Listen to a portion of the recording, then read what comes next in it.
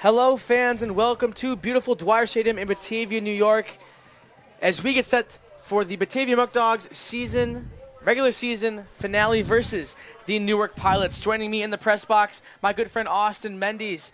Austin, the beginning of the end for the Muckdogs here in the last regular season game. We will be back tomorrow for the postseason, but the Muckdogs looking to end on a high note. They've won 5 straight. What do they have to do today to try to win 6 straight going into the postseason tomorrow?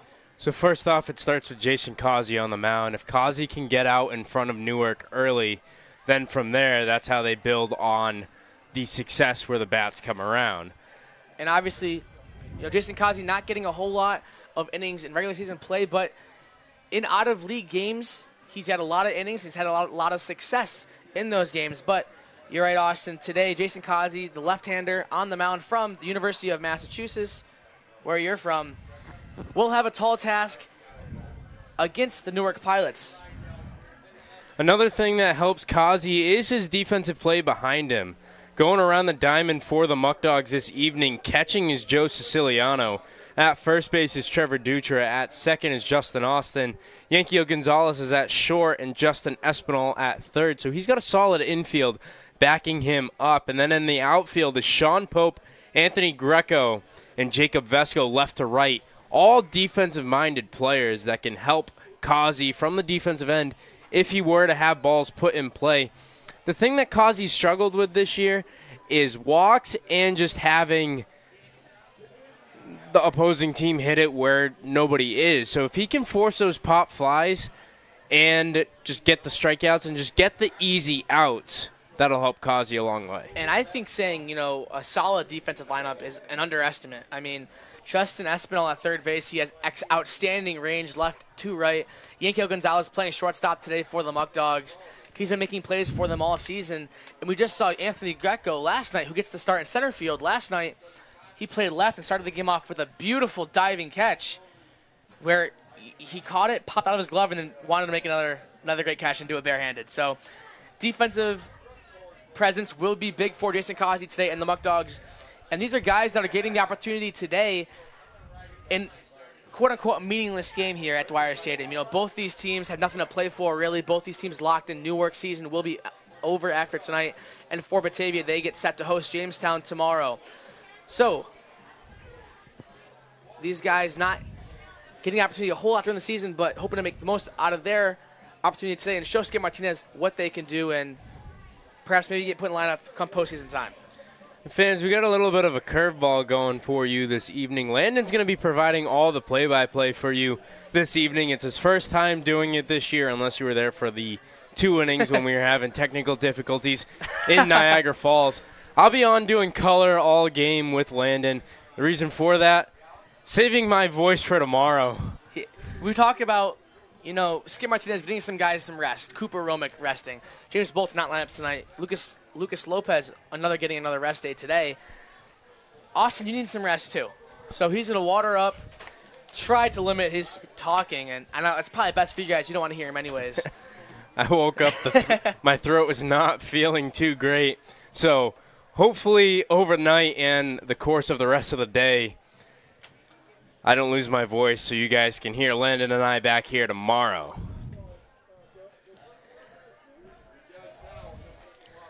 And now looking at the West Division bracket, the Muckdogs will host Jamestown tomorrow. Both of those seeds, the 1 and the 4 seed, locked up in the PGCBL West Division. As for the 2 and 3 seeds, the Auburn Double Days and the Elmira Pioneers, Elmira is 1 game behind Auburn going into today. So if Elmira is half a game behind Auburn. So if Auburn does lose today, where they play Niagara Falls and Elmira does get the win, Elmira will be hosting Auburn tomorrow in the PGCBL West Division semifinal.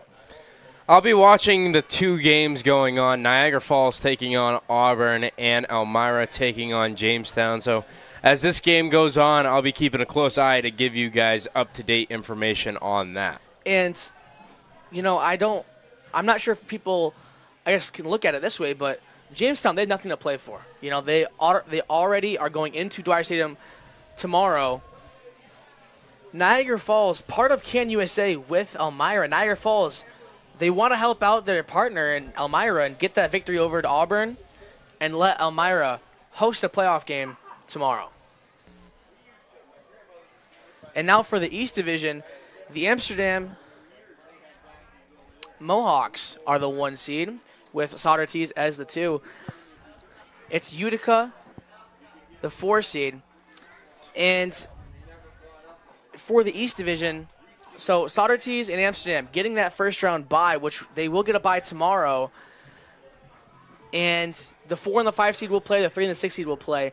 Then they are going to reseed. So Amsterdam will play the highest remaining seed on Tuesday, which would be the East Division semifinal. And another thing to note for this seeding in the East, Utica and Watertown, the 4 and 5 seeds in the East Division, they're separated by a half of a game. So with today being the final day of the season, everything else in the East is locked up besides the 4 and the 5. Watertown takes on Oneida today at 5 o'clock, and then at 6 o'clock, Utica is in Boonville. So we'll keep an eye on that, as well as Elmira and Auburn, to see where the final seedings roll around in the PGCBL before tomorrow comes with the playoffs. So with that being said, we're going to send it down to the field as we get ready for things to commence here in Batavia.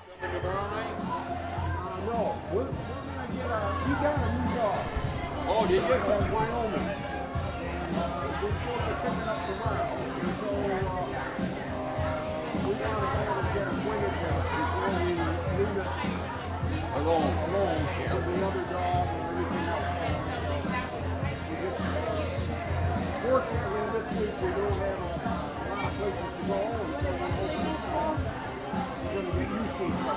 We aren't either.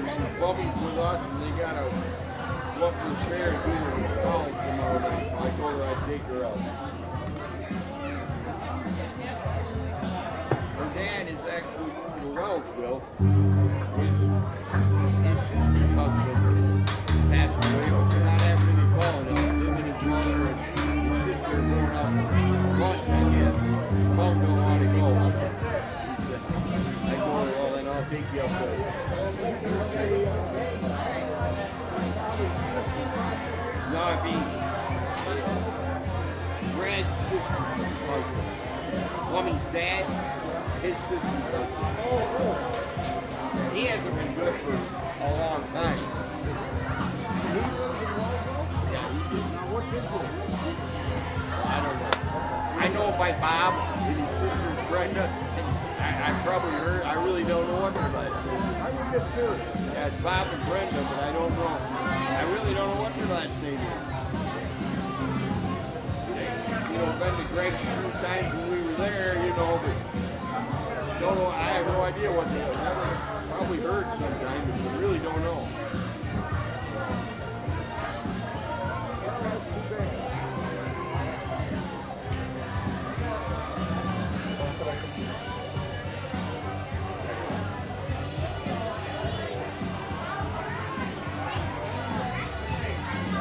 Have a good one. Yeah, well, I don't know. When you see it, go ball game.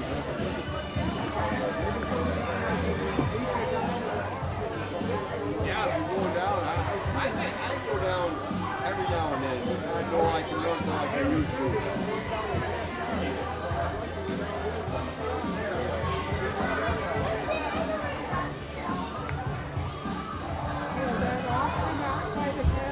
Yeah. They got to get a lot of stuff over there.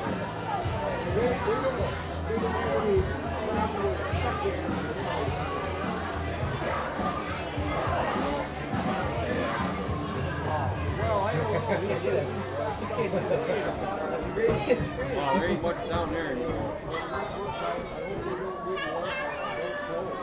Well, I wouldn't be surprised to see them. Not last Monday, but the Monday before. I mean, I went down there, and they didn't start selling until 10 after 2. And by quarter to 3, they were done. Each counter, they were done.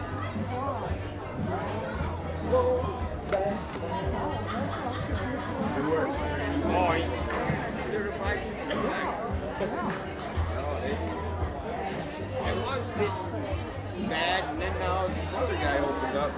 It's got terrible. Good afternoon again, everyone. Welcome to Dwyer Stadium. Beautiful day for baseball, but kind of hot, so please be safe, stay hydrated, find yourself a nice, comfortable place to sit and watch baseball this afternoon. Today, your Muck Dogs will be taking on the visiting Newark Pilots, and it's now time to introduce the starting lineup for Newark, who are managed by Daniel Steve. Leading off the right fielder, number 8, Grant Russo. Russo, right field. Batting center, center field, number 2, Molly Goodness. Goodness, center field. Batting third, the shortstop, number 16, Sandy Vestry. Vestry, shortstop.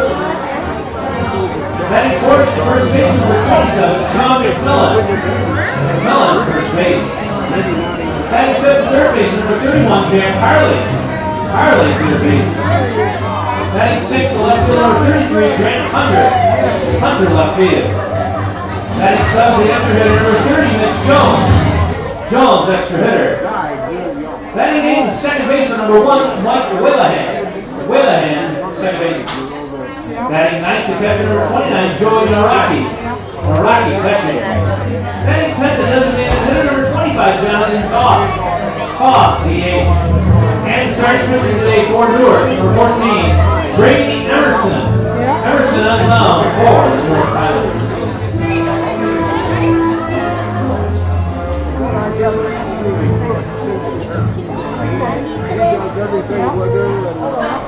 All right, fans, it's time to welcome the man that loves beer, baseball, and most of all, our Batavia Muckdogs. Let's have a nice hand for Big Bubba Dog. How do you doing, Muck Dogs? I don't know if you know, but tomorrow is the Muck Dogs' first playoff game of 2024. It's going to be here at 6:30. I want you all to go to the box office, get your tickets. I want to see all of you there. I need you guys to give them juice, because we're trying to push for that championship ring. Now, are you ready for some Muck Dogs baseball? Hey, the roof, was that loud enough? I don't think it was loud enough. You don't know that, right? Or something like that. I'm going to give you one more chance. Are you ready? Let's get on with some Muck Dogs baseball. Mike, you're a big fan, huh?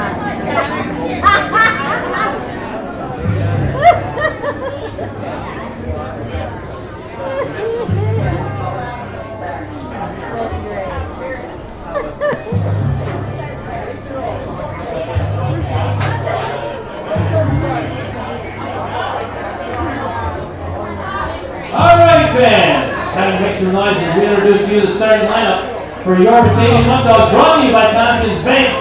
Today, your Muck Dogs will be followed out on the field by our turbo heating and cooling baseball buddies, the Batavia Ramparts. Let's give them a nice hand. The Muck Dogs are managed by Joey Skip Martinez. The assistant coaches are Woodley Cox and Grant Greco. And Muck Dog Paul's manager is Eric Cozzi. Muck Dog bad boy Jack Quinn. And Muck Dog's official team trainer is provided by Rochester Regional Health. Now here's the starting lineup for your Muck Dogs, leading off playing second base from Cerro Coastal Community College, number 31, Justin Austin. Heading second, the shortstop from the University of Fort Lauderdale, number 24, Yankee Gonzalez. Heading third, right fielder from the University of Dayton, number 10, Jacob Fresco. In the cleanup spot today, third baseman from Jefferson College, number 37, Justin Espinal. Heading fifth, the center fielder from the College of William and Mary, number 55, Anthony Greco. Heading sixth, the left fielder from Hendricks College, number 48, Sean Cole. Heading seventh, left designated hitter from Flagler College. He's from Addison, New York. He went to Notre Dame of Batavia High School. Let's hear it for number 17, Swanson Berry. Heading in first baseman from Lafayette College, number 52, Dutra. Heading ninth, the extra hitter and today's Cullies at the end of the game from Durham College, number 35, Eric Smith. Heading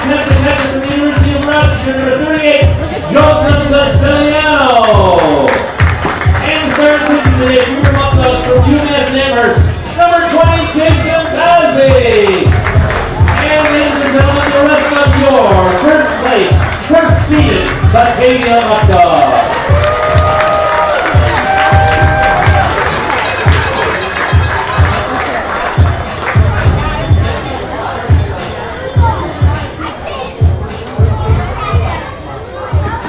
Now everyone, I'd like to ask that you all please rise if able and remove your hats for the singing of our national anthem, which will be performed today by Victoria Fetzer. Victoria is a freshman at Leroy Junior Senior High School.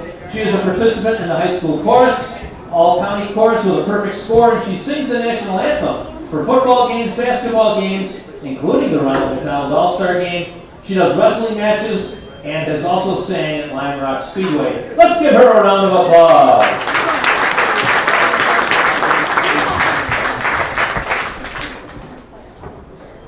Oh, say, can you see by the dawn's early light what so proudly we hailed at the twilight's last gleaming, whose broad stripes and bright stars through the perilous fights o'er the ramparts we watched were so gallantly streaming in the rocket's bright glare.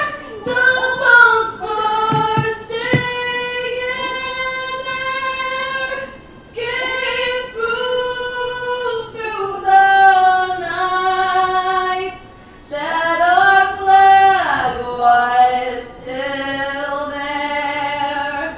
Oh, sing us that star-spangled banner yet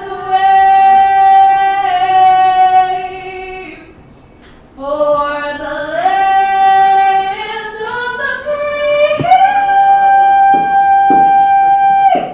and the home of our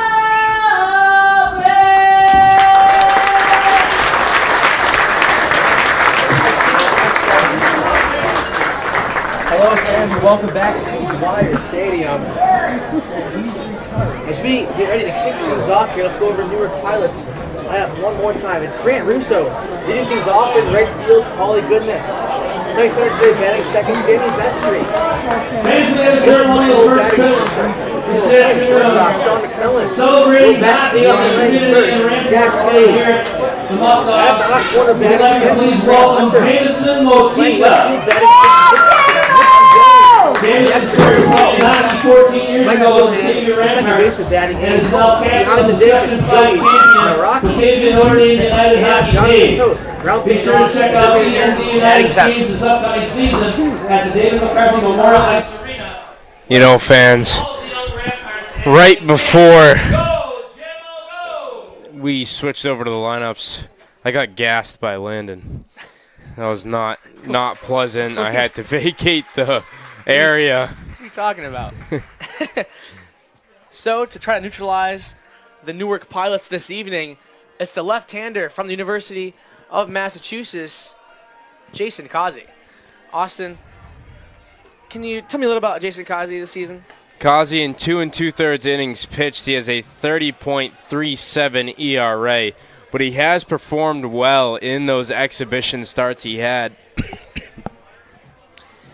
In the 2 2/3 starts, he has 2 strikeouts, 5 walks, and 9 hits allowed. So Cozzi looking for kind of like his final hurrah on the season as the Muck Dogs begin their transition to the playoffs. And he'll have a great opportunity to go out with a bang here against the Newark Pilots. Newark, I mean, both these teams not playing for a lot, but Newark sitting in dead last in the PGCBL West Division. And they're just trying to get some sort of traction and end their season on a high note.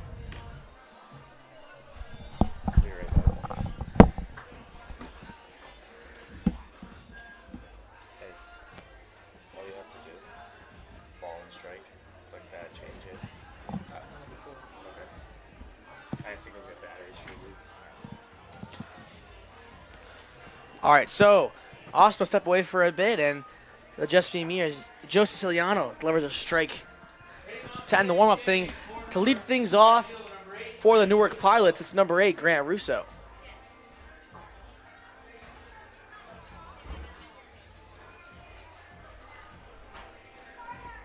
Grant Russo just finished his freshman season from St. John's University.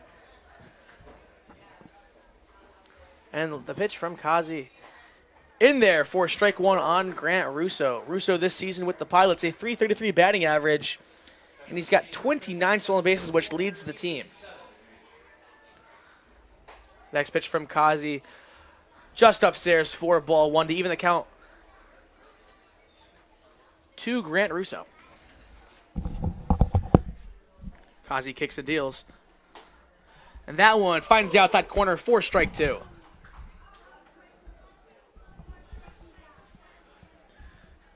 Cozzi, the 1-2 count to Russo. Shakes off Siciliano. And the pitch from Cozzi. Outside for ball 2.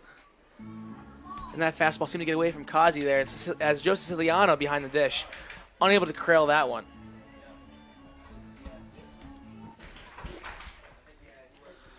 Cozzi, the 2-2 count to Russo on the way. The pitch swung on and missed. Foul tip, strike 3 from Cozzi to retire the leadoff man for the Pilots.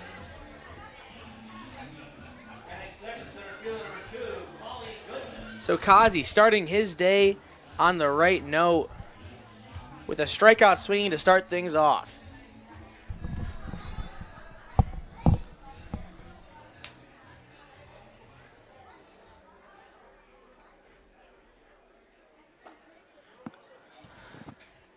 The first pitch to the center fielder, Paulie Goodness, is a ball.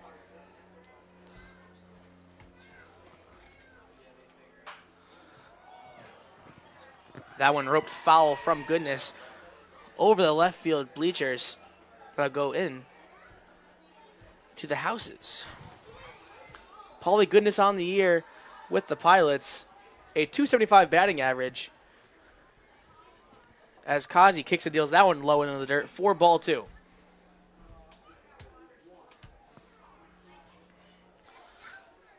Cozzi, the 2-1 pitch to Goodness. That one hit softly into shallow left field, and it'll be Sean Pope camping under that one for the second out in the top of the first.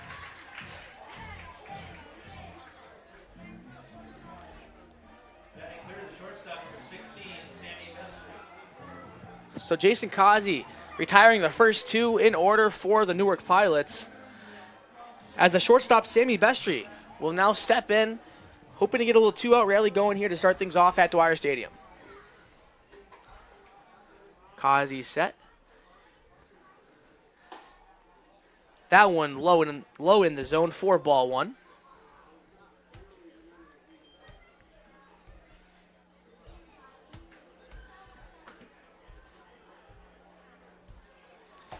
That one from Cozzi in there for strike 1 to even the count to Bestry.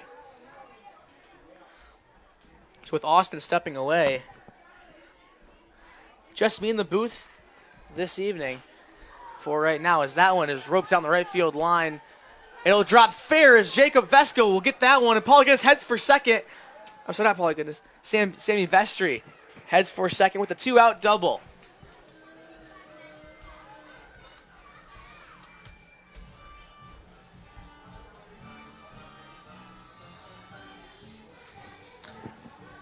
So just what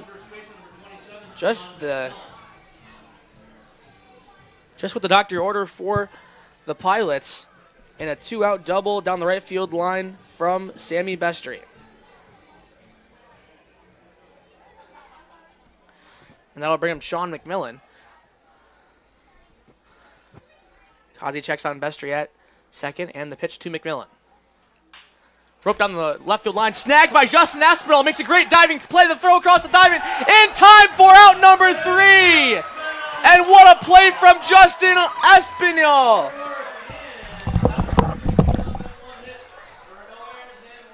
So on one hit, the 2-out double wasted. And it'll be Justin Austin, Yankiel Gonzalez, and Jacob Vesco for the Muck Dogs in the bottom of the first. 998, 999, 1,000. Yo, Jake, how'd you get so big? Oh, I just go to Whole Life Fitness in Batavia. You should go get a membership there. All right, thanks. Of course. 1, 2, 3. 97, 98, 99, 100. Oh, what's up, Landon? How's Whole Life Fitness? Great, I feel like a new man. Thanks for the advice. Of course. Go to Whole Life Fitness in Batavia.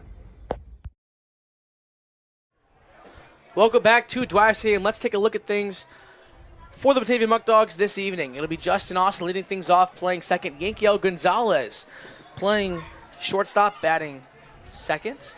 Jacob Vesco in the 3-hole. Justin Espinal, who just made that fantastic play to end things in the top of the first, batting cleanup. Anthony Greco batting in the 5-hole. Sean Pope batting 6th. The hometown kid Bryson Berry batting 7th. The first baseman Trevor Dutra batting 8th. Eric Smith, the Tully's hitman of the game, batting 9th. And behind the dish, Joe Siciliano batting 10th. Landon on the mound to face off against this Muck Dogs lineup is Brady Emerson. Emerson on the season in 20 2/3 innings pitched. He's given up 14 hits, has a 7.4 ERA with 20 strikeouts on the season. And Emerson, he's allowing hitters to hit 189 off of him. And looking back at the Muck Dogs lineup this evening, it's going to be the top 3 in their lineup. Justin Austin to come through and help. And we have a guest joining us in the booth for the bottom half of this inning. You guys have seen him before, but not on the broadcast with us. It's Jake Butler. Hey, how's it going? How's it going? Jake, happy to have you on the broadcast. I know you've wanted to be on here all season, but finally getting your chance to shine here in the thank you guys for having me on. last game of the year for the regular season. As that pitch from Emerson upstairs, 4-1 to Justin Austin. So, Jake, you played Division I baseball over at George Mason University. What's it like playing at the D1 level? It's a little different from Division II, Division III. And kind of just talk about your experience going up against top-notch competition. Yeah, it's definitely very competitive. There are a lot of guys. They got a lot of depth. It's just a lot of good guys competing. So it's definitely tough, but you just gotta grind every day and just make the most out of it. And Jake, you know, you've had a great season with the Muck Dogs this year. What do you have to do to continue that success come postseason time? You know, it's a short turnaround, not much of a break. You know, you get your off day today, but tomorrow back in the thick of things in a 1-game elimination series versus Jamestown. Yeah, I think just take it one day at a time. You know, can't look too far ahead. Just taking it step by step, working on the little things, and after this season, getting right back at it with school. So, with school coming around, it's coming up pretty quick. For some of us, that's fortunate. Some of us, that's unfortunate. What are you majoring in? And if baseball doesn't work out for you, where do you see yourself down the line? I'm currently a business major. I think I want to go into the field of marketing or finance, one of those two. But definitely I want to stay in business. Let's swing, Yankee. Yankiel Gonzalez staying hot, you know. As of late, there's been a couple new names in the lineup. TJ Morris has recently exploded. James Mason has caught fire as of late. Gonzalez, you know, he's finding his rhythm late in the season. Who's been your favorite hitter to watch this season? There's a lot of good names up there, but who's been your favorite player to watch? In the whole out of the whole season? Besides Jake Butler. I would have to say Lucas Lopez. That's my boy. You know, we're on the left side of the infield, but just watching him play, he's very consistent. He's got a good approach, and he just puts the ball in play a lot. So, yeah. So, Jake, a few weeks ago, we brought this up on the broadcast, and I don't know if how you feel about us bringing it up, but I ran into you at Dave's Ice Cream, the official ice cream partner for the Batavia Muckdogs, and instead of getting ice cream, you got a frozen banana. Yeah, I don't like sweets that much. I mean, I love sweets, but my body doesn't take it too well. So I don't know. When I was younger, I used to eat sweets all the time. I was a little heavy, and I've started to change over that, and I just look for healthier alternatives, like a frozen banana. Yeah, I can't forgive you for that. No, but I don't know. I like sugar-free stuff, so I went to Dave's the other day and got some sugar-free ice cream, but yeah, I'm not one who loves sugar, too much sugar. I try to stay natural. So, obviously being an athlete, what you put in your body is just as important, to get the production you want on the field. Do you have a certain pregame meal that you have? It varies. I've eaten a lot of beef this summer. I go to Aldi, get some grass-fed beef. I like ground turkey too, so mainly some sort of protein like beef or turkey, and I eat a lot of rice. I cook a lot of, I like white rice, I like brown rice. If I go to Chipotle, I'm getting extra rice, just a lot of carbs before the game to kind of fuel me. So sticking with the diet, if you will, you being a Division I athlete, you're playing at a higher standard of baseball as opposed to some athletes that are playing D2, D3. Do you guys have like a nutritionist on campus? I know some schools they do, some they don't. And if you do, what does a typical week of meals look like for you? So we do have one, but it is generalized for all the sports, so they don't look too much into it. But at the dining halls, I don't know. They serve a lot of healthy options. We kind of know to stay away from that. Our coaches are pretty strict about it, but we just focus on getting a good source of protein, some carbs, and some veggies in us. So my question to you is, you might be throwing one of your teammates under the bus here, but you watch you put in your body. Who has the worst diet on the team? The worst diet? It's got to be my boy Jason Cozzi. Cozzi? Yeah, another Cozzi. D1 athlete. Yeah, he's my roommate. Oh my, that kid abuses the air fryer. I see. I'm not gonna go too into depth, but I see a lot of chicken tenders, a lot of French fries, a couple mozzarella sticks here and there. But that's basically what that kid lives off of. That's my boy, though. That's my boy. I was not expecting you to say that, in all honesty. Yeah. Wow. Cozzi, if you end up going back and watching this, your roommate, he's calling you out. Basically, man, basically. Were you aware that Abby Ventura does not eat fruits or vegetables? Did you know that? I was aware. He told me about that earlier in the year, and I don't know if I can agree with that. I brought down fresh watermelon for you guys last week, and I was like, hey, Abby, there's watermelon. He's like, no, man, I don't eat that stuff. Yeah, I mean, that stuff's really good for you. I mean, I don't know how you don't like fruit. It's sweet. It's natural. Like, you can't get anything better than that. So switching over to the baseball play, you've been patrolling the hot corner for the Muck Dogs all season long, and it's called the hot corner for a reason. A lot of righties that you faced this year, a lot of hard hitters. What's been the hardest play that you've made in your entire baseball memory? With the Muck Dogs or just in general? Both, I guess. With the Muck Dogs, either the sharp backhand, like laying out for a backhand, or I would say the slow roller, like bare hand slow roller. At school, I can recall we were playing Villanova and a kid probably smoked on like 105 to my backhand. It's just take quick reaction, so it's just one step and a dive. But I don't know. That's definitely the hardest play. I feel like you just got to be really quick and really precise with your steps. And to end the top of the first four, Newark, Justin Espinal made a fantastic play at third base. What can you take away from Justin Espinal or other third basemen to work on your game? I mean, Justin's a great kid. He's got good feet. He works hard every day.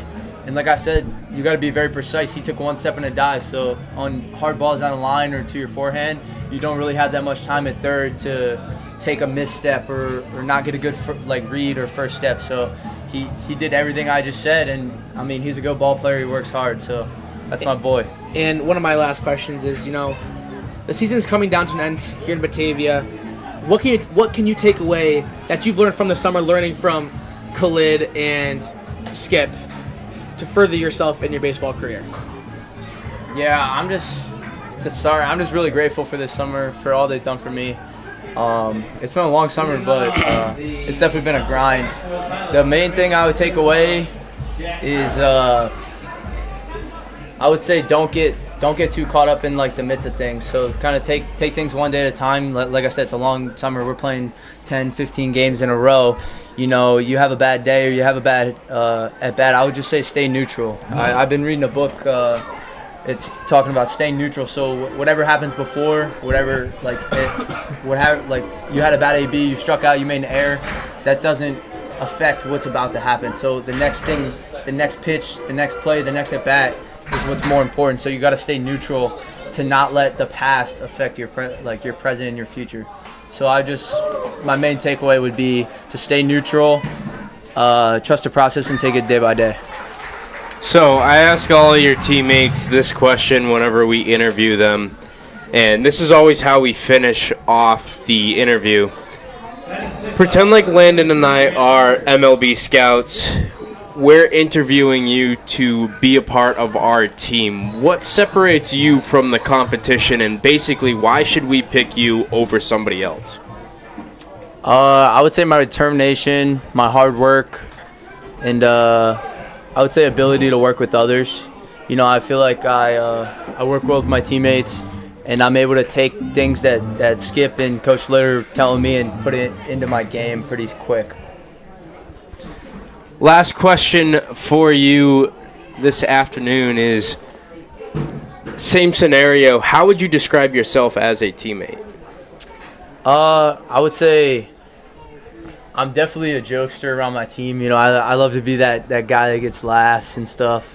But at the end of the day, these are my guys, these are my brothers, so I talk really highly about them because at the end of the day, these are the guys that I'm going to war with, so they're my brothers for life. Ladies and gentlemen, Jake Butler joining us on the broadcast this afternoon. You'll be seeing him on the field tomorrow as the Muck Dogs take on the Jamestown Tarp Skunks. That one falls down into left field for a double. So, Jake, thanks for joining us on the broadcast. Thank you guys for having me. It's been a pleasure. Best of luck sir. Tomorrow, and hopefully we'll be holding up a trophy at the end of this. We'll do. Thank you guys again. Thanks, Jake. Yep. Appreciate it, guys. See you later. See you, Jake.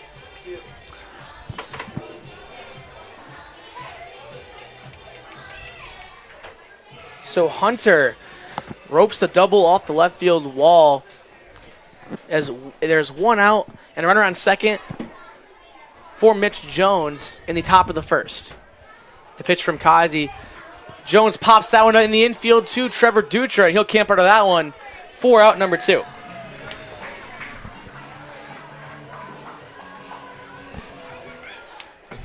So Austin Cozzi, 2 hits he's given up, both of them long doubles, but still no run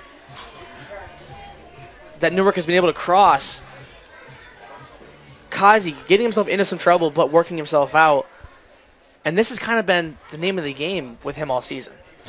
And that's the thing that what Cozzi needs to do in order to be successful in the future. He was a redshirt freshman last year at UMass Amherst, so didn't see the field. He's going to be fighting for a spot on a Division I baseball roster. And if Cozzi's going to have a chance of going anywhere, which he has the poise. We've seen him this season. He's pitched well when called upon and when he has started. He's going to have to work out of jams and everything, and that's exactly what Cozzi's doing this afternoon up until this point, and in all his starts this season. He's been able to work out of these tough situations with runners in scoring position. and come through in the clutch, essentially, for the Muck Dogs.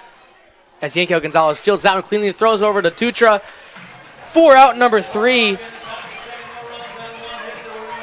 So Mike Whelan grounds out to end things for the Pilots. And another runner in scoring position stranded for the Pilots. It'll be Sean Pope, Bryson Berry, and Trevor Dutra for the Muck Dogs in the bottom of the second. Hey guys, this is Austin, the play-by-play broadcaster for the Batavia Muckdogs, and I'm here with Dewey at Attica's 10th hole in Attica, New York at 96 Bunnell Street. Dewey's here ready to sink a par. Go ahead, Dewey. Come out to Attica's to play some 9-hole golf. Nice job, Dewey.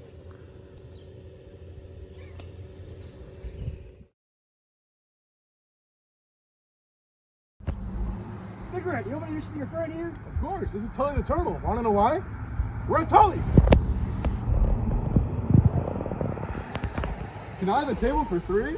Yes, of course. Right this way. Oh, thank you so much. It's so nice here.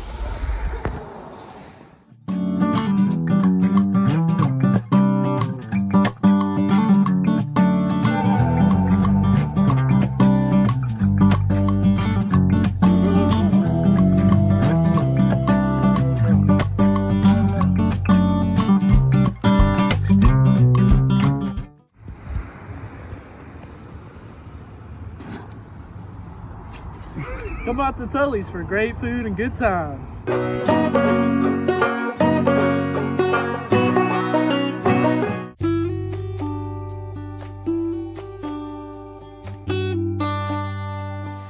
Welcome back to Dwyer Stadium. The Newark Pilots and the Batavia Muckdogs still knotted up at 0 as we get set to start things off here in the bottom of the second. It's Sean Pope, the left fielder, looking to get the Muck Dogs rolling. Emerson sets and deals to Pope on the first pitch. Breaking ball upstairs for ball 1. And you know, Landon, when pitchers try to throw curves and different breaking balls that end up being upstairs or outside, it's their release angle. It's not coming down exactly how they want it to. And that first pitch from Emerson maybe just didn't snap that wrist enough in order to get that curve to fall in the top part of the zone.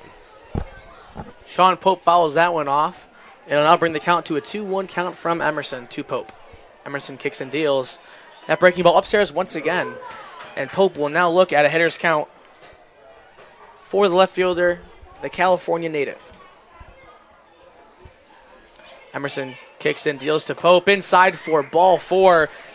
And it'll be a leadoff walk to start things off for the Muck Dogs in the bottom of the second. If you look at where that pitch ended up, Emerson fell off to the mound more towards the left. You can see a little divot to the left of where he normally goes, which led to that ball being inside on Sean Pope. So with the leadoff walk from Emerson, that'll bring in Bryson Berry, the designated hitter this evening, for Skip Martinez and the Muck Dogs. Out pitch from Emerson, outside for ball 1. Something to note about this Batavia lineup this afternoon, Pope led things off in this inning, a left-handed batter. Now Bryson Berry, another left-handed batter, and then Trevor Dutra on deck, another left-handed batter, as that one goes to the backstop and Pope will go over to second.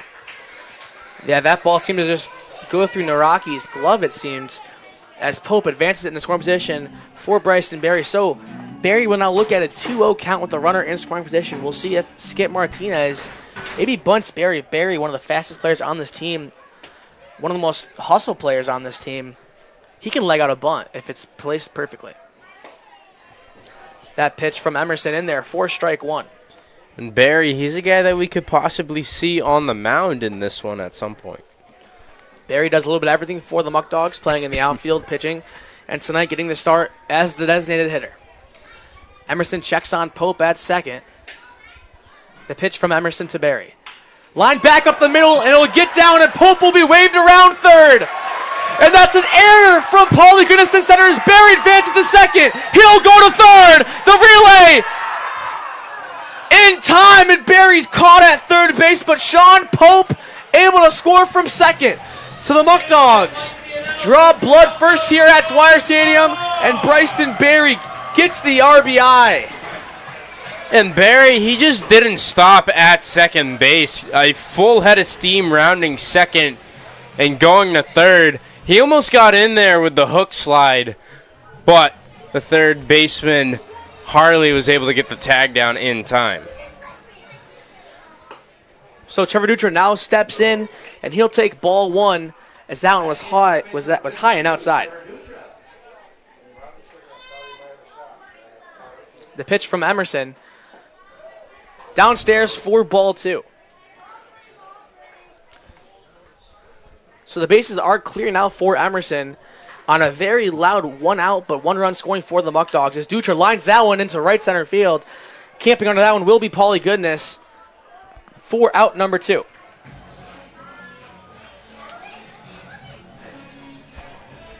And despite this game not meaning anything for both teams, it does mean something for the players. If there's any college recruiters watching and any of these guys are in the transfer portal, it could be something that you see get these guys on a roster next year. For example, if Eric Smith was in the transfer portal and he roped one out to the outfield to get a double here, which that's my prediction. We'll see what this one is for Smith as Emerson deals. Eric Smith lines that one up to Sammy Bestry, and he'll throw over to Sean McMillan to retire the side for the Muck Dogs. But the Muck Dogs able to strike blood first here at Dwyer Stadium. They score 1 run on 1 hit, and for the Pilots it'll be the catcher Naraki, designated hitter Toth, and Grant Russo to lead things off in the top of the third.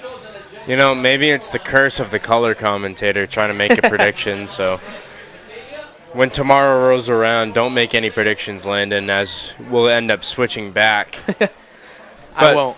Landon's doing a great job. I've so learned far my lesson. For you guys. We've done this before. I've had the announcers jinx before. We'll take a break.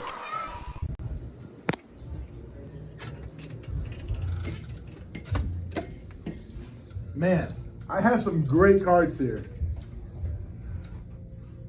Well, you better have the house. That's what I got, baby. Go Dogs! God. Why are you guys gambling here? Because we got nowhere else to go. Batavia Downs is right down the road. I heard they have horse racing.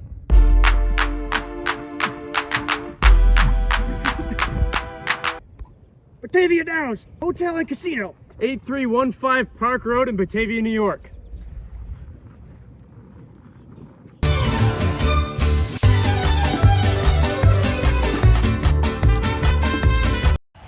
Jeez, this guy stinks. Go to the bullpen. Ready? Me?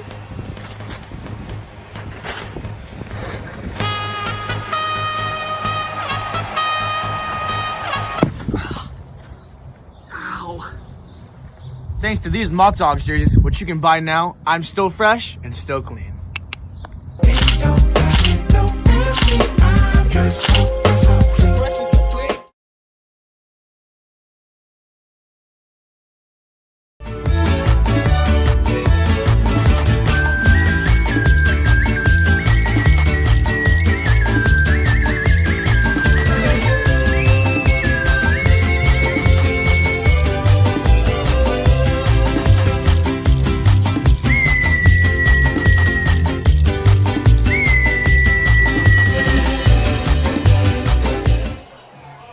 Welcome back to Dwyer Stadium. Joining the booth with myself, Austin Mendes, alongside Landon Washburn. And to start things off for the Newark Pilots, it's the catcher, Joey Naraki. Cozzi sets and deals to Naraki. Line to Trevor Dutra. Goes through his glove, but Justin Austin gets that one, and Dutra back to the bag. And they're going to say Dutra's off the bag, and Naraki safe at first. And what a confusing play there, as Dutra thought he picked that one up cleanly, goes through his glove, but a great backup from Justin Austin. Couldn't entirely see what happened over there, but It looked like that when Dutra went to go put his foot on the bag, he might have missed it on the back half of the bag. At least that's what the umpire thinks, so that'll put a runner on first. So that'll be ruled an error on the first baseman, Trevor Dutra, as Cozzi will check on Naraki over there at first, who slides back in safely.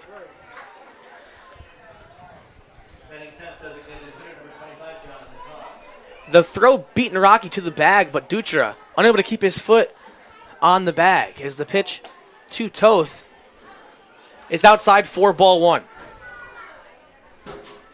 So Jason Cozzi now set the deal to Toth with a 1-0 count, and Joey Naraki standing at first base.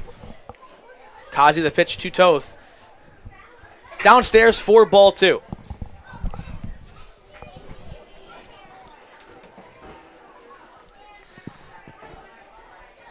Newark trying not to squander this opportunity with the leadoff man, the game-tying run standing at first base. Jason Cozzi, that pitch inside to Toth, and it's now a 3-0 count to Jonathan Toth.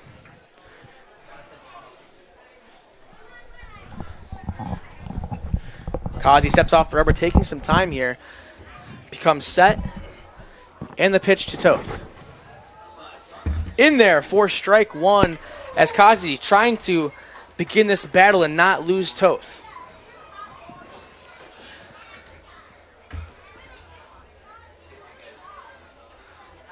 Cozzi becomes set.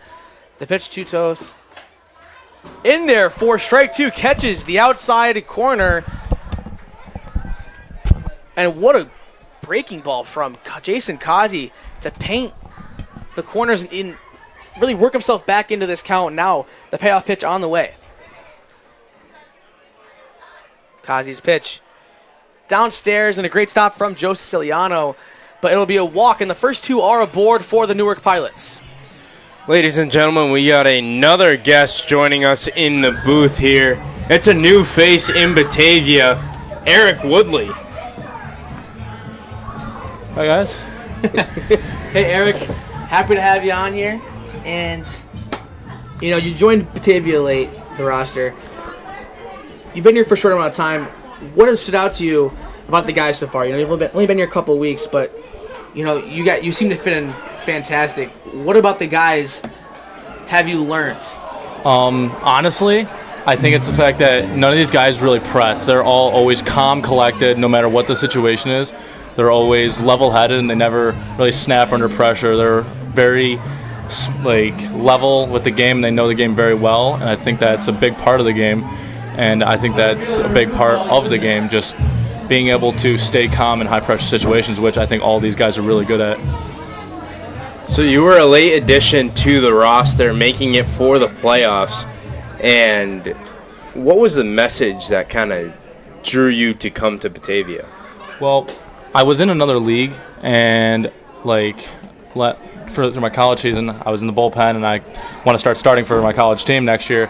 And when I was talking to Grant through text, he's like, hey, we're looking for pitchers who can go the distance, start games, and really get through innings and stuff. And I was like, I'll take my opportunity to go. And I saw it, and I ran with it. I talked to Grant, started throwing with him. He saw me, talked with Skip, and this is where I am now.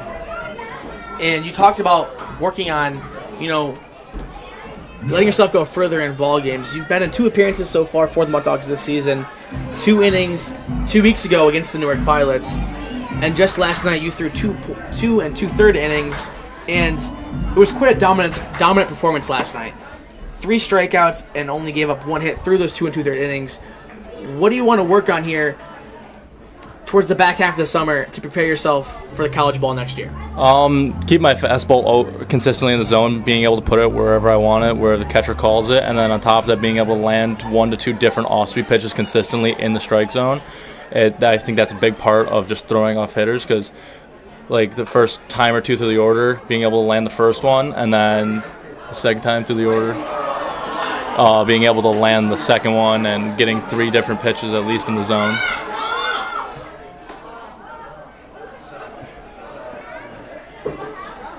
So the Pilots able to tie the game on the Jason Cozzi throwing error to first.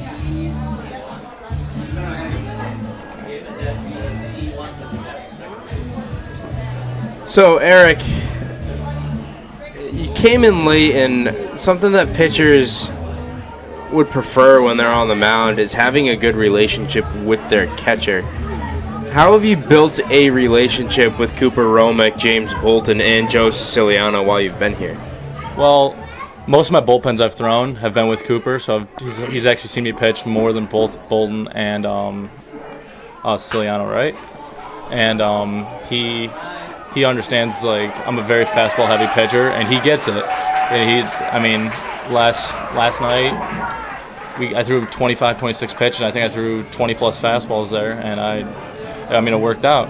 And then with Bolton, our bus ride to Jamestown 2 nights ago, I was sitting next to him. I was basically just talking with him the entire bus ride, just getting to know him better, because he plays with a couple of guys that I played against in high school. He plays with up at Cortland, so you're coming into the game late, and in the game, coming into the season late. One thing that teams need when you start getting into this crunch time at the end of the season is a arm that you can rely on, and an arm that can get you some innings, and somebody that's fresh. How fresh would you say your arm is, and everything that you're looking forward to come tomorrow when the playoffs start? I'm one of those guys that I could throw 30, 40 pitches one day and come back 2 days later throwing the exact same way with the exact same velo placement and everything. So I feel like that's a big plus for me, and because I've understood on how my body, my recovery process, and what works for me. And on top of that, I also know my limits, and I know what I can and can't do for recovery, and just like training and just the process into pitching. And I kind of want to talk about the performance last night. It was a dominant performance. You get your first win with the Muck Dogs, and you struck out 3 batters, and 2 of those were to end the inning. I love the emotion you play with. You and Joe fired up. You and your teammates fired up. Talk about the emotion you play with, and how you and Joe connected last night to become, as dominant as you were. Honestly, it was one of those things where it's all right. He understood that my fastball was riding a little bit that night, so we're setting it up very well and just executing pitches when they need to be executed and setting up pitches when they need to be set up. And hitting spots is a big part of that. And me and Joe clicked a lot with setting up pitches and directing a hitter's eyes and vision one way, and then bringing it back another way with either the fastball or slider. And actually, the last guy, their leadoff hitter from Jamestown, I play with that on trip. I understand him very well. I understand how he hits and where he hits, what he can and can't hit. So I feel like that was also a big plus, understanding hitter's swing and hitter's timings. And I believe Joe's very good at dissecting that. So that's a big plus on pitch calling and all that. So switching away from baseball for a moment, the hardest thing for us up here to do, since you were a late addition, was to learn about you so quick. So today I was sitting in the bullpen with Tucker Beving, and then all of a sudden him and I are just sitting there talking. We look out, and this guy dressed up in a polo and kind of like dress pants almost walks out of the clubhouse, and we're like, why is there a car salesman here? And then you turn around and we realize it's you, and then we find out you work at a coffee joint. Yep. No, I work at Tim Hortons about 5 minutes from my mom's house, right between my mom's and my dad's house. I like it because most of my classes next semester are going to be in the morning, so I'm already getting used to waking up at that early time. So I feel like that was a big part of it, and also I just like getting up early, getting my day going. And most of my shifts end by 12:30, so I still have like the entire back half of my day to go to baseball, do whatever I want, do whatever I need. So most guys, when they're playing summer baseball or any sports in general, they don't have a job to go alongside with playing. So what kind of challenges has that brought you? The nice part about Tim Hortons is, again, the early hours. So like most of my games are later at night, 4, 4, 6, 8 o'clock at night, so I don't really got to worry about like time conflict between it's like, hey, I got to have off for this, this, and this, unless we're going out of town or something. So like Omaha, I'm really gonna try to see like what the dates and times for that are, so I can call off possibly. But I mean, that's really it. I mean, I don't gotta worry too much about getting like, oh, I gotta call off this day, I gotta call off that way. I can just work the day, work in the morning, and then just go to the game after. Like, I mean, I came straight from work this morning, so I know you saw. Came straight from work and didn't even bring us anything, Landon. Can you I believe could this use guy? a donut, you know. You can always use a donut. I mean, take a look. I could use a donut. So. My bad. So, what was I gonna say? Oh, okay. So you've only been here for two weeks. It's Siciliano. Paulie, goodness, what a diving, sliding play to rob Siciliano of a hit. But you've only been here for 2 weeks. What have you learned from Grant in the last 2 weeks to help you for the baseball season? And I know Michael Benedict, he works with Khalid Cox to work on what the hitters are thinking. Do you work with Coach Cox to work on, your pitching as well? Honestly, I haven't talked to him much yet, but I've talked a lot with like Grant on how like just my front side, just mechanic base, and then like I started in the fall at NCCC two-wing, and I feel like that was a big part of like just understanding both sides of the game. Like, all right, as a pitcher or as like in a hitter's perspective, this is what I want to see in this kind of count versus this is what I want to see in this kind of count, and understanding where if I execute this pitch or if I even set it up properly, if I throw a fastball here or a curveball here, it's going to look so much different, so much harder to hit. I feel like that was a really big part of like my game and just dissecting on how like the batter's visualization versus like what the pitcher sees.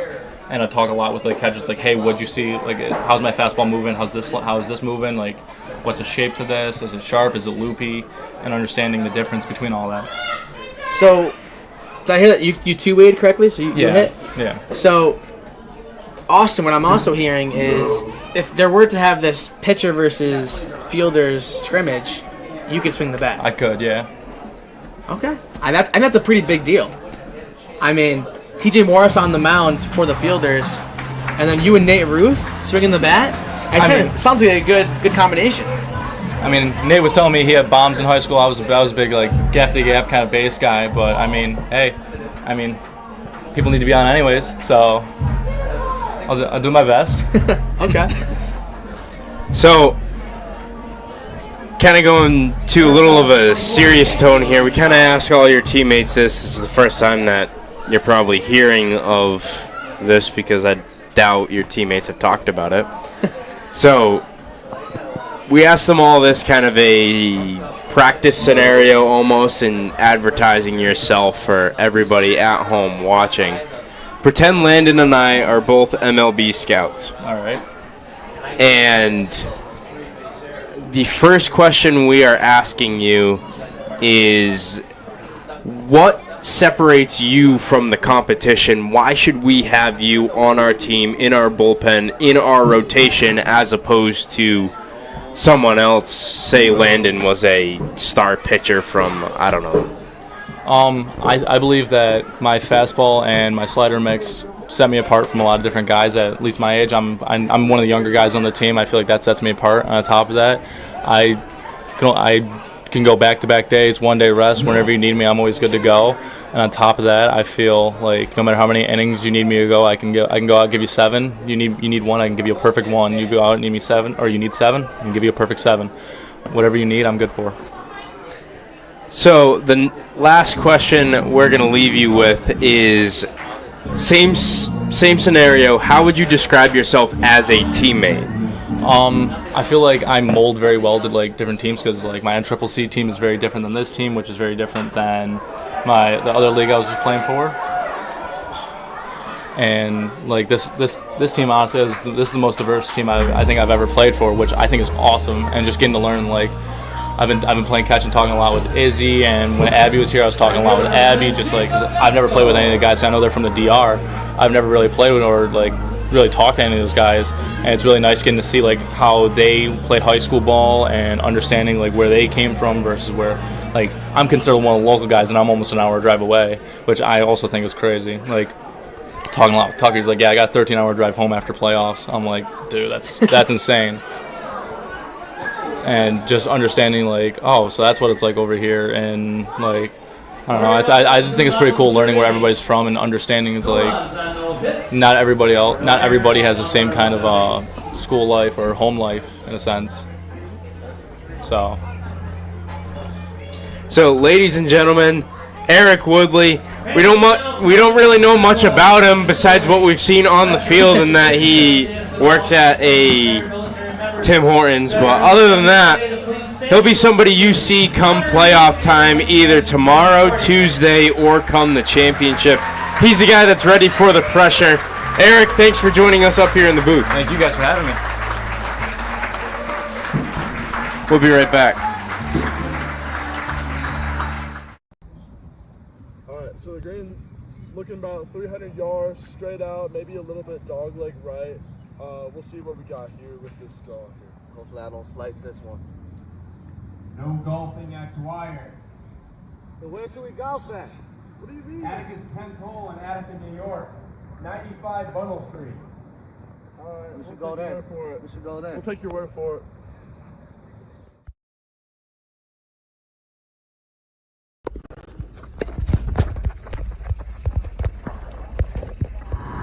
Yo, what's happening? My name. All right, we'll get you in here. Come on.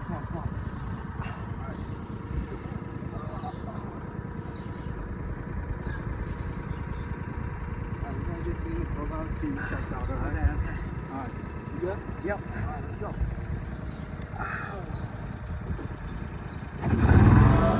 Welcome back to Dwyer Stadium. Stepping in the box for the Pilots to lead things off in the top of the fourth is Jack Harley. He's 0 for 1 on the evening with a fly out to the shortstop Yankiel Gonzalez. The first pitch from Cozzi to Harley. Breaking ball paid to the inside corner for strike one. So it'll be a lefty-lefty matchup here to kick things underway in the fourth inning here at Dwyer. Next pitch from Cozzi, breaking ball. They'll check to see if he went, and he did. And Harley quickly behind 0-2 to Jason Cozzi. Cozzi, 34 pitches in the first 3 innings for the Muck Dogs pitcher this evening. Cozzi kicks and deals the 0-2 count to Harley. Grounded softly to Justin Austin, and he'll flip it over to Trevor Dutra to retire Harley.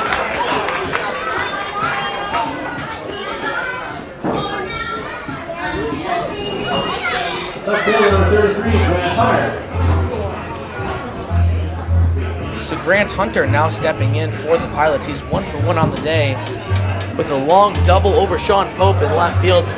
Went off the wall, but unable to score from the 1-out double that he had in the top of the second. Jason Cozzi kicks and deals. Breaking ball, chopped foul down the left field line for strike one.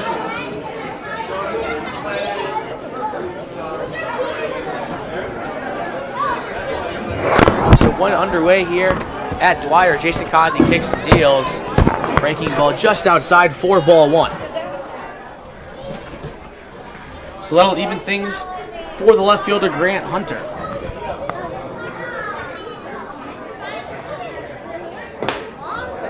Jason Cozzi, fastball upstairs for ball two. And Austin did leave me once again, so it's just me in the press box this evening, right now. Jason Cozzi, that one followed off by Grant Hunter to even things at 2 balls and 2 strikes.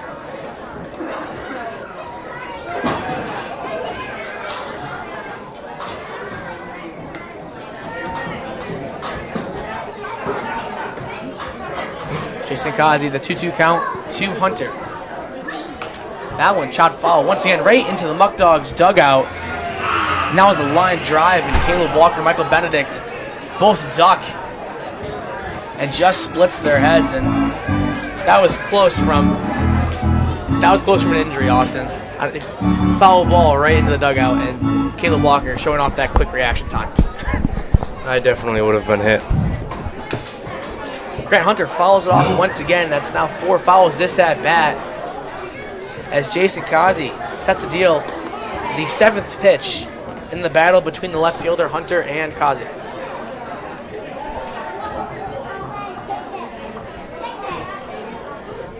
Cozzi kicks and deals. Grounded back up the middle. Scooped up by Justin Austin. The throw.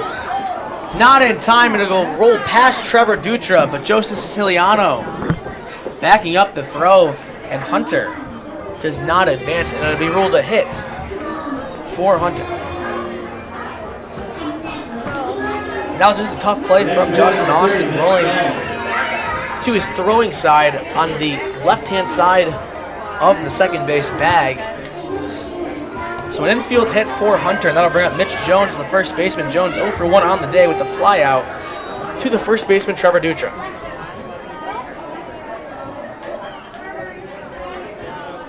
Cozzi, that one laced down the left field line. It'll drop, and Grant Hunter will go through the stop sign. He'll actually turn back around for a second. So it's a 1-out single for Mitch Jones. And there'll now be runners at first and second for Jason Cozzi. And Cozzi's got some work to do here in the top of the 4th. Still no movement in the Muck Dogs bullpen. But Cozzi working himself into trouble once again here in this one. That'll bring up Mike Wheelenhan. Pitch from Cozzi. Upstairs, 4-1. Cozzi trying to regain himself, recollect himself. He's got runners on first and second. There is 1 out in the inning, and the Pilots are leading 2-1. That one in there, 4 strike 1 to even the count to Wheelenhan.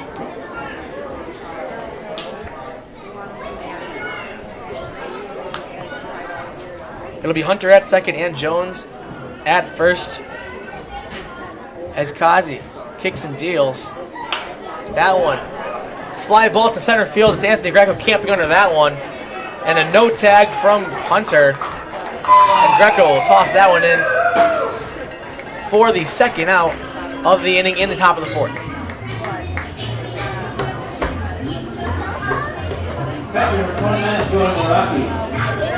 So Jason Cozzi worked himself into some trouble, 1 out away from getting out of another jam. As he's now set to deal his 49th pitch of the outing. Stepping in is the catcher, Joey Naraki. The pitch from Cozzi to Naraki. Swung on and missed, 4 strike 1. Naraki 0 for 1 on the day. He did reach on an error. Naraki behind 0-1 to Jason Cozzi, the left-hander for the Muck Dogs. Cozzi kicks and deals. Breaking ball upstairs, 4-1 to even the count.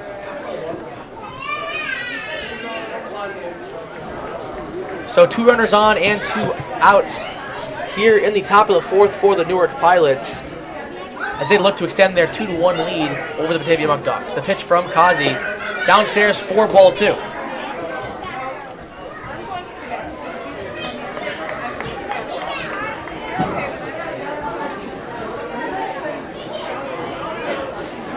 Jason Cozzi getting the sign from Joseph Siciliano, becomes set. The pitch from Cozzi, swung on and missed from Naraki.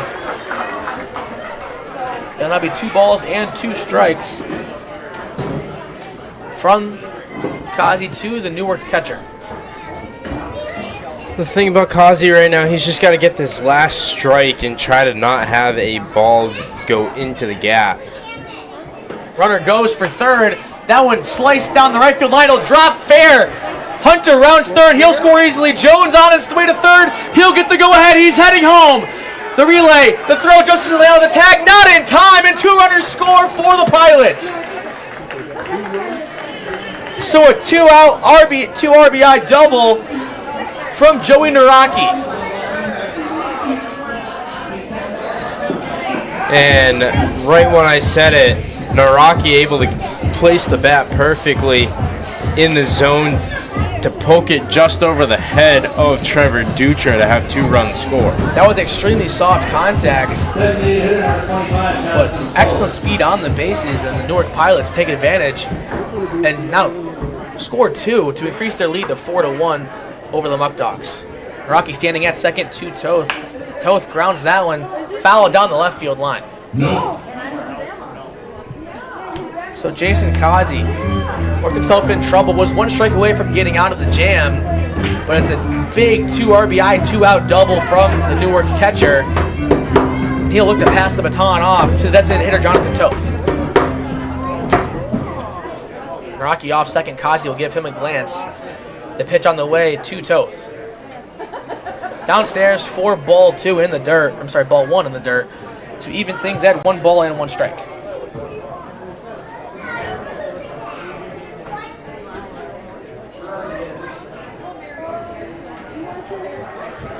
Jason Cozzi gets the signs from Siciliano.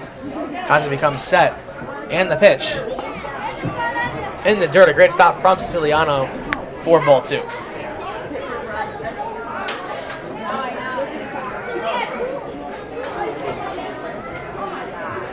So with 2 outs and a runner on second base, any contact from Toth into the outfield will likely score Naraki from second. The pitch from Cozzi to Jonathan Toth. Grounded foul down the left field line off the Muck Dogs bullpen. Muck Dogs dugout once again.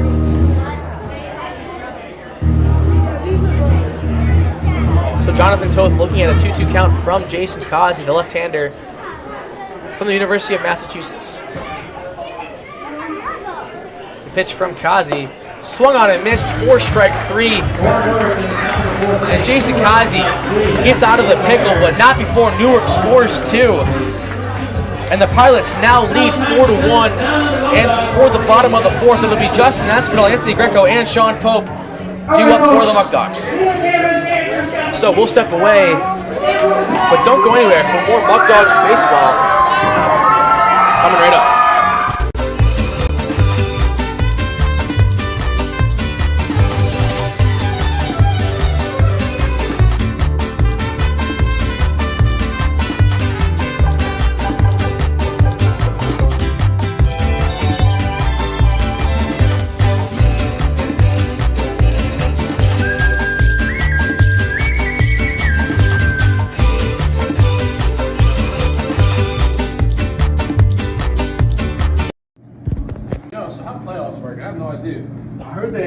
July 29th is when they start. Playoffs? Why are you talking about playoffs? We have our playoff package on sale right now. Man, I wonder how the other coaches feel about us. First place again. Stupid Muck Dogs. The Muck Dogs are who we thought they were. That's why we took the field. And if you want to crown them, they crown them. But they are who we thought they were. And we let them off the hook. First place again.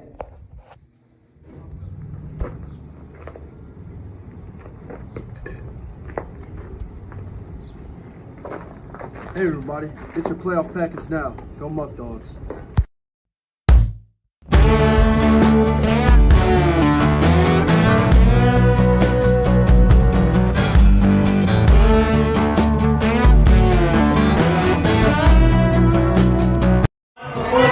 Starting things off for the Muck Dogs is the third baseman Justin Espinal. In his first plate appearance, he walked, and he's looking to start things on the right note for the Muck Dogs in the bottom of the 4th.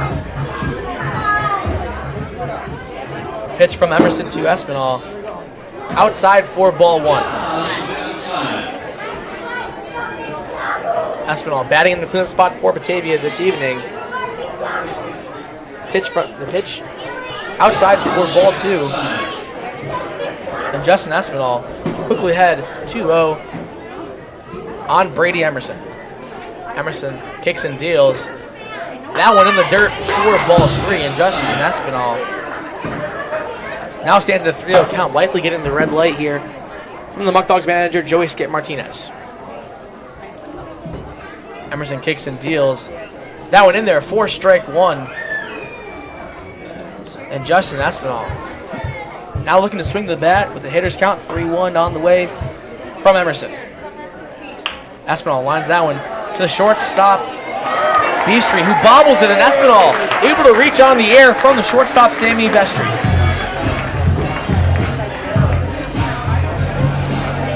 So not how Justin Espinal thought his at-bat would go, but nonetheless, he does get on base safely for the center fielder, Anthony Greco. Greco 0 for 1 on the evening with the fly out to the shortstop, Sammy Bestry. Espinal leading off first. Emerson kicks and deals in there. 4 strike 1 to Anthony Greco. So fans, I just added a ticker to the top of our live stream showing you the out-of-town scores to keep you updated on the 2 games that are currently, the 4 games that currently matter in the East and West, remaining for playoff seedings. Emerson will check on Espinal at first base, but he's able to dive back in safely.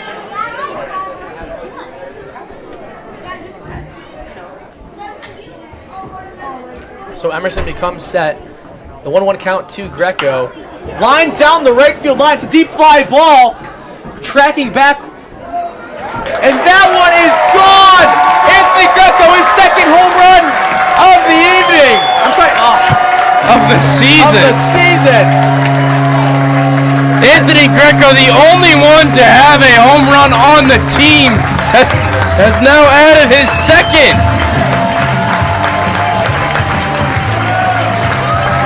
In Austin, my first day as the play-by-play, you cannot have asked for something better. The deep fly ball out of here, crushed by Anthony Greco, and he's gonna kill me on that call.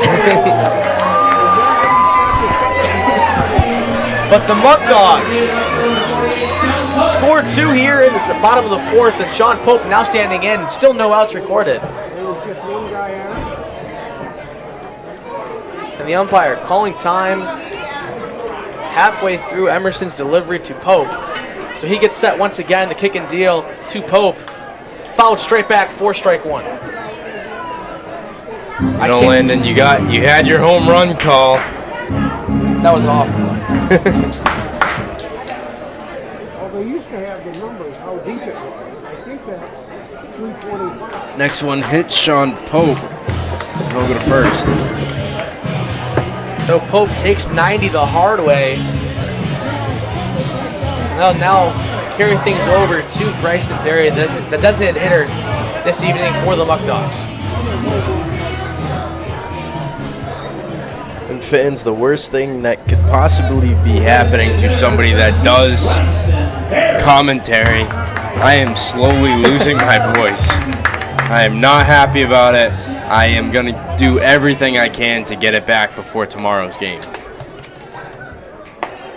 That pitch from Emerson, high and outside, 4 ball, 1 to Berry. Berry standing in, he's 1 for 1 on the evening with the single. He was thrown out trying to advance to third on an error from the center fielder, Goodness.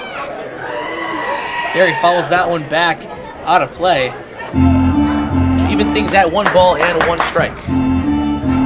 Sean Pope, the left fielder, standing at first base for Berry.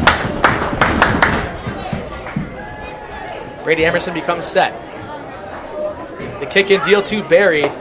Upstairs, 4 ball 2.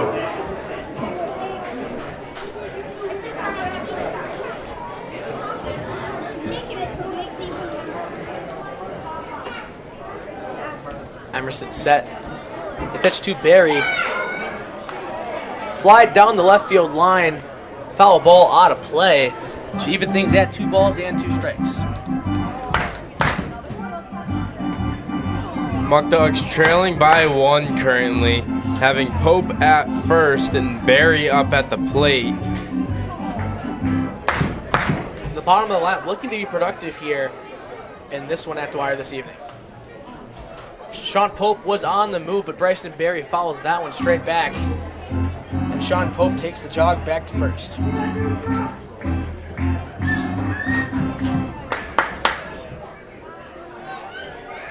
So Bryson Berry Stepping back in the batter's box for this 2-2 count on the way from Brady Emerson. The pitch from Emerson to Barry. Chop to Mike Whelan. He'll field it cleanly and throw it over to Sean McMillan to get Barry out at first base, but Sean Pope advancing 90 feet into scoring position for the first baseman, Trevor Dutra. Muck Dogs still trailing by 1, too. So Bryson Barry, although not able to get on base safely, doing his job and advancing Sean Pope into scoring position. Dutra 0 for 1 on the evening with the fly out to the center fielder, Paulie Goodness. Emerson takes a peek at Pope at second. The pitch to Dutra popped straight up behind home plate for ball 1.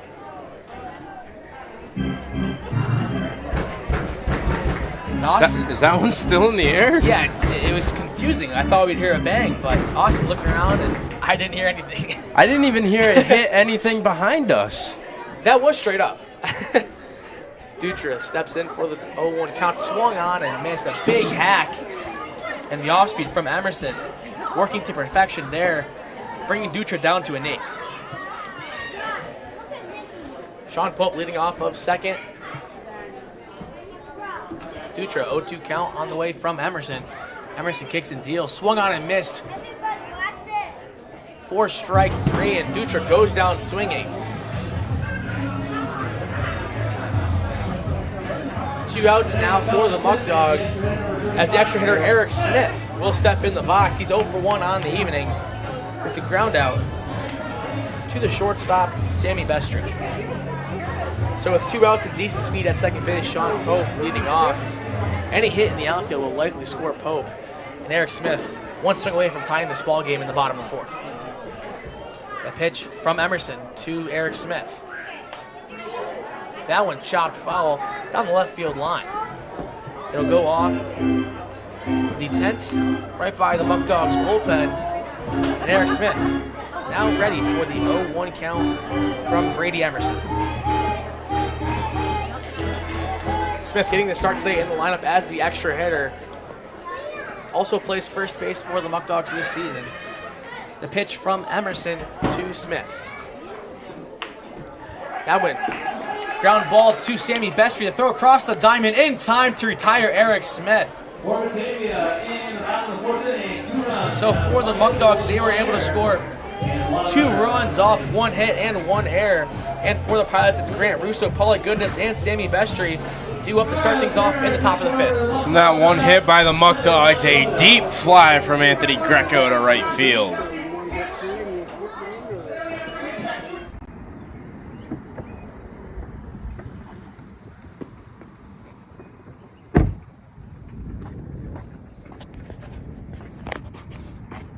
Hey, how we doing? Good, how are you? Can I get one federal admission ticket, please? Alright, so that's going to be $9. Having a great season, man. Yeah. First place. First place. I love Muck it. Dogs. There you go. Thank you, sir. If you would like tickets, call our number at 585-524-2260. Go Dogs.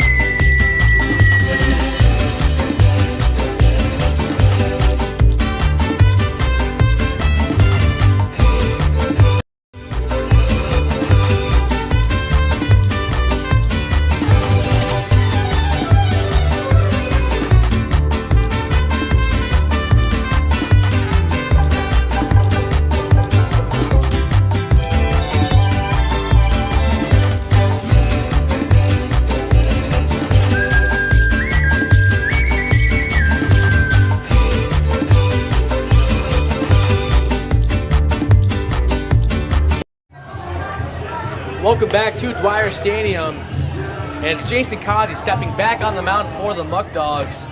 Still no movement in the bullpen. So Skip Martinez trusting Cozzi here on the bump.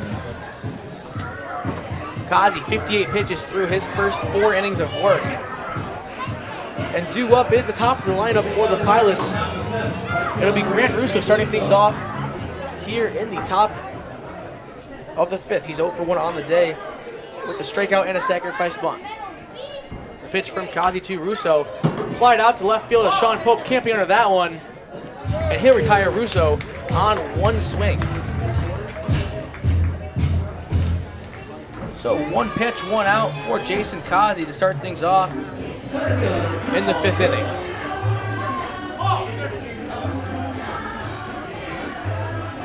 Now stepping in for the Pilots is the center fielder, Paulie Goodness. The pitch from Cozzi to Goodness. In there for strike 1. Paulie Goodness, 1 for 2 on the day with a single and a fly out. Jason Cozzi kicks and deals. That one in the dirt for ball 1.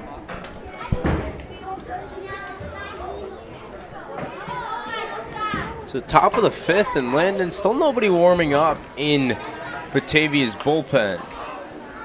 That pitch flied out down the right field line in foul territory. Justin Austin camps under that one on the run.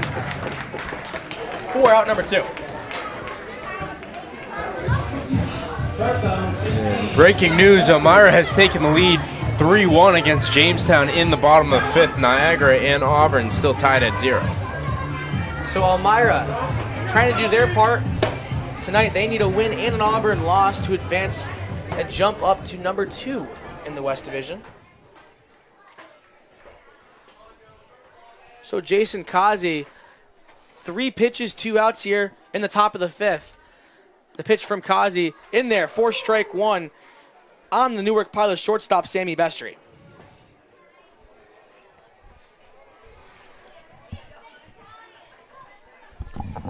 Jason Cozzi gets the sign from Siciliano.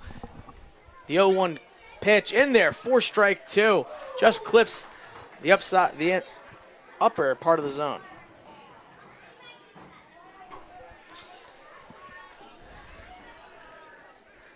Cozzi's 0-2 pitch to Bestry.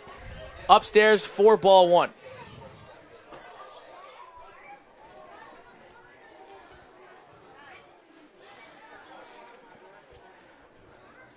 Jason Cozzi takes a deep breath. The pitch to Bestry. Swung on and sliced foul down the right field line, out of play. As a fan tried to get that one, but didn't have a glove on, and he probably made the business decision.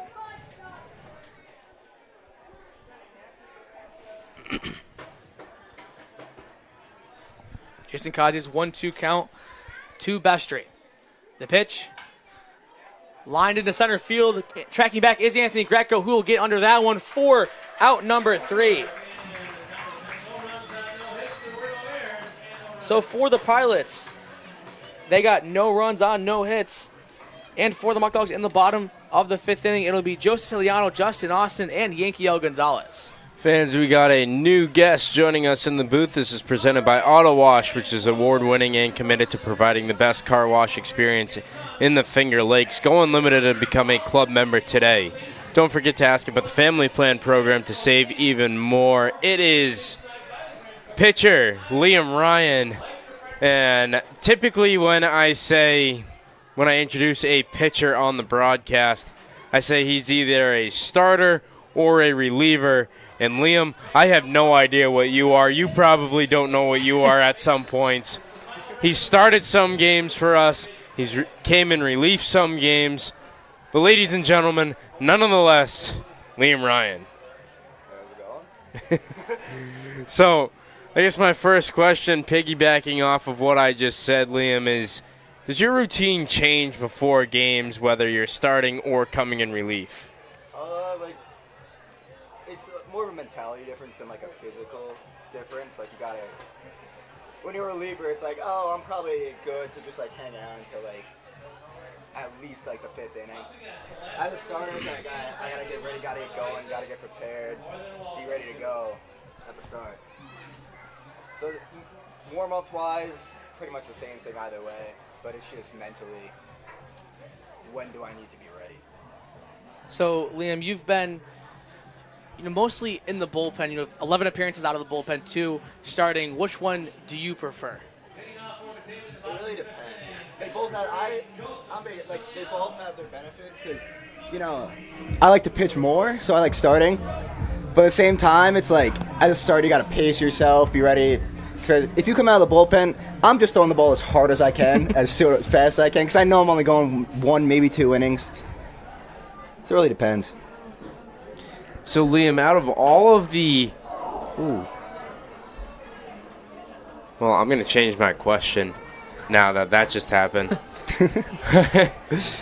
What's going through your mind when you have a hard ground ball coming right back at you? I'm not the greatest fielder. I can get it done on the mound. I'm not the greatest fielder in the world. So if it's like hard, I'll kind of like let it go when my shortstop gets to it, unless it's like right at me. Then I'll try to make a play on it, but it's like if I miss it, I'm not upset at myself for missing. So earlier we asked Jake Butler, we had him on, we asked what was his favorite play and what is his most impressive play. What has been the most impressive play that you've made as a pitcher fielding-wise in your college career? They're tough plays, maybe it was a bunt or one of those comebackers right at you. I don't know. I'm pretty good at like the bunt Ds for the most part, unless I sail the throw. So, I don't know if I've made any like ones that are like that memorable. That are like, there's one time I don't. There's none that are really like that memorable like that I can think of. Oh my God, they're just smoking it back up the middle. Gotta get him one of the slow pitch softball screens in front of him. So, Liam, what I'm getting here is that Landon and I, we've been pretty understanding of pitchers, but are you saying here that you're not an athlete despite being on the mound? No, it's not that. I'll make some plays. It's just, I don't know. I just make so many good ones that it's like I don't remember all of them. Tucker Bebbing last night had a pretty memorable play. It was like a high chopper that quite honest, I don't even know how he saw it. I thought his hair was in the way. He fielded it cleanly, and then Austin and we blinked, and he was already walking back in the dugout because that's how fast the throw was with Eric Smith at first base. Oh yeah, it was a missile. Yeah, they're like plays like that. I don't know. I just don't even like remember them mostly. They're just so natural to you. Yeah, So what you're saying here is that you're a Gold Glove pitcher. Take my words out of context. We'll double down. Yeah, definitely. So my question is, obviously, you're aware of, the conversation in the clubhouse the last week or so with the pitchers versus fielders. I actually started that. So, yeah. So we had Gavin Chandler on the other day, and we asked what was his defensive positioning with pitchers. You got Trey Bacon. What is your defensive positioning between the 18 arms you guys have? Okay. So we were talking about this the first day. Like I said, I was the one that actually started this because we were talking about, I forget what we were talking about, but I looked at Joe, one of our catchers, and was like, all right, yeah, who would win? Pitchers versus, and that just snowballed the entire clubhouse talking about it. So, all right, let's start with the easy ones. Ooh. I don't know who I'd go starting. We'll figure out starting pitcher after figure out the positions. Catching, Pedraza. You go either Pedraza or Reed catching. Really, Reed? He was a catcher? Yeah, he was a catcher. Okay. I did find this out on the bus ride. I believe it was to Jamestown. Or the one before that. Yeah. Reed and I were talking. We're being swarmed by like little fruit flies up here. You see that? They're bad. Reed came into college as a catcher. Yeah. And then he had one throw in a practice from behind the plate that they timed him.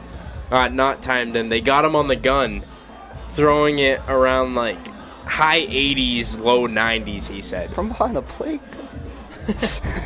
So, his coach immediately said, hey, no offense, you're not a catcher. You're not a catcher.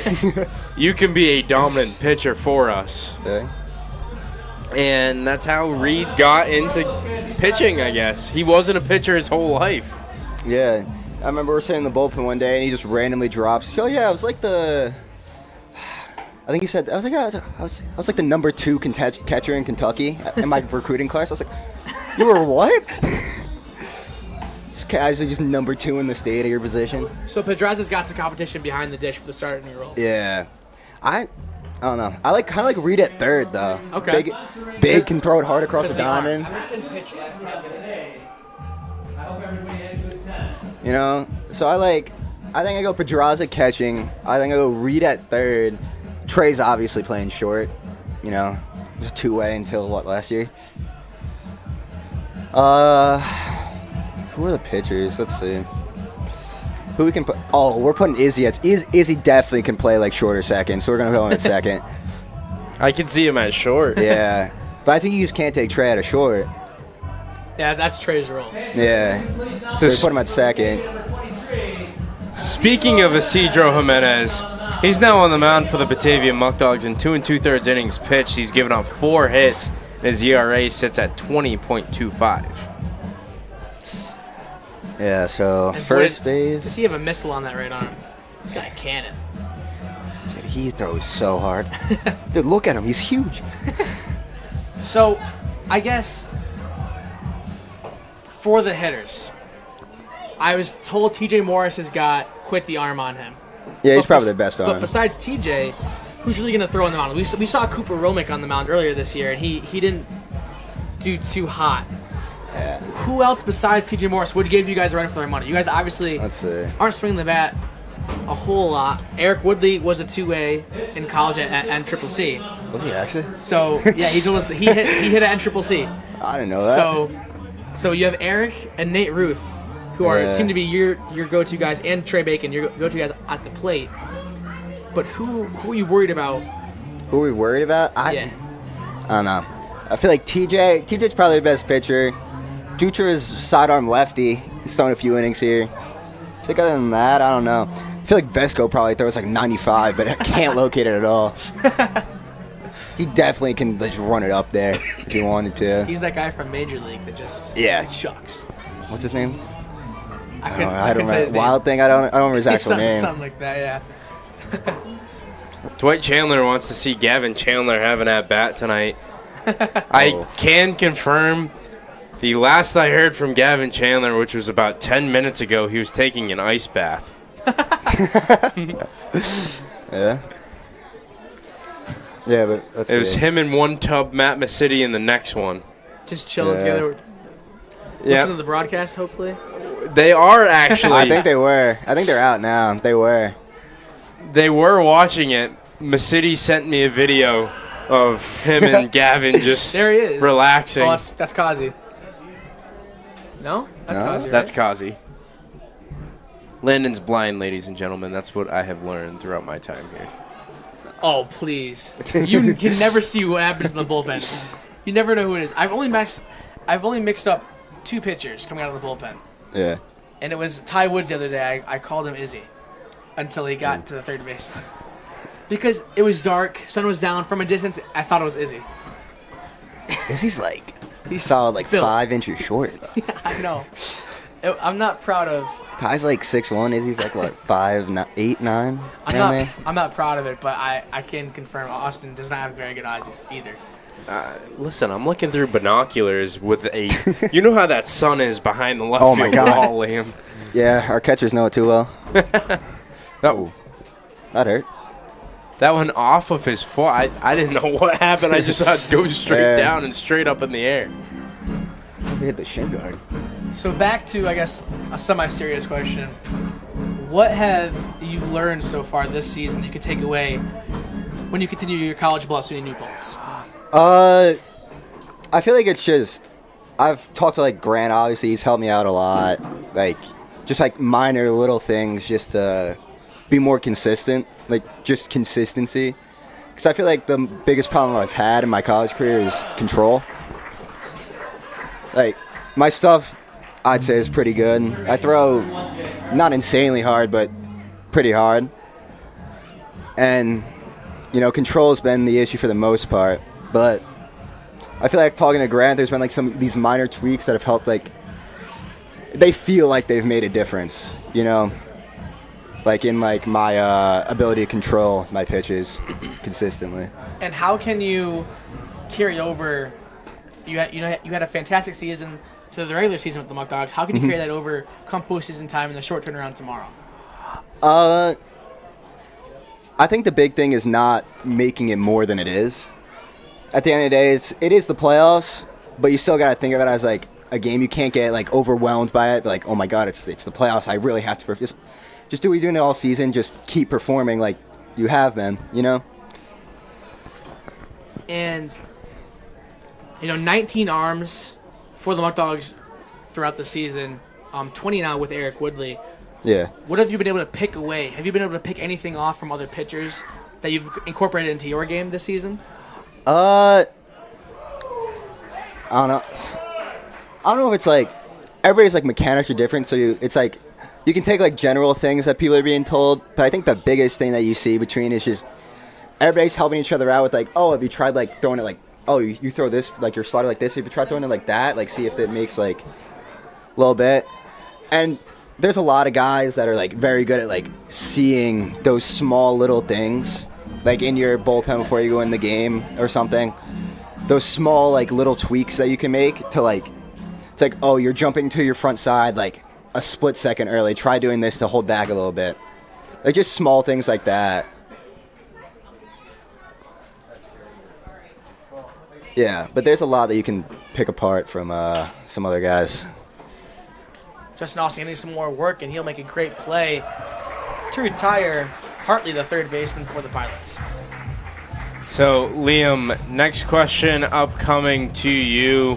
I asked this to all your teammates, and I'll keep going this here.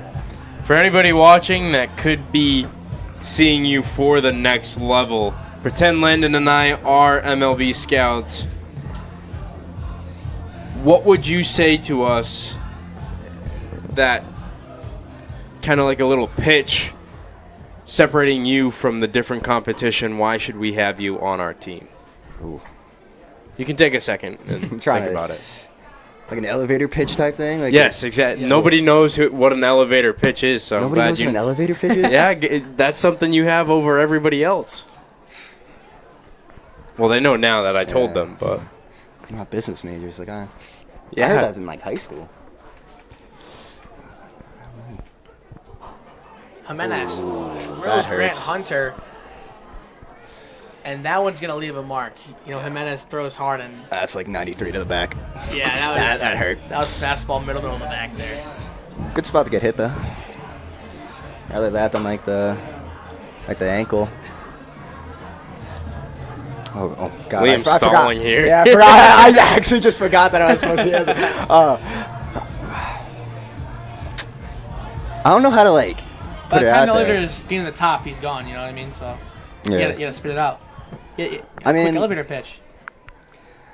I feel like I got kind of like a funkier delivery. I get really like out there and low, almost like it almost looks sidearm, even though I'm not throwing sidearm. I can run it up. I've been up to upper eights this season. My off-speed stuff, I'd say, is pretty good. I think my slider is one of the best pitches anyone has on this team. I'd say that. That might be overconfidence, but I'd say that. I think my fastball is great. Ride to it, get run to it, throw it good. Can get it by a lot of people. My stuff just plays well, I'd say. Can you come through in a high-pressure situation? I mean, Lyndon and I know the answer. Oh, yeah. Last question for you. Same scenario.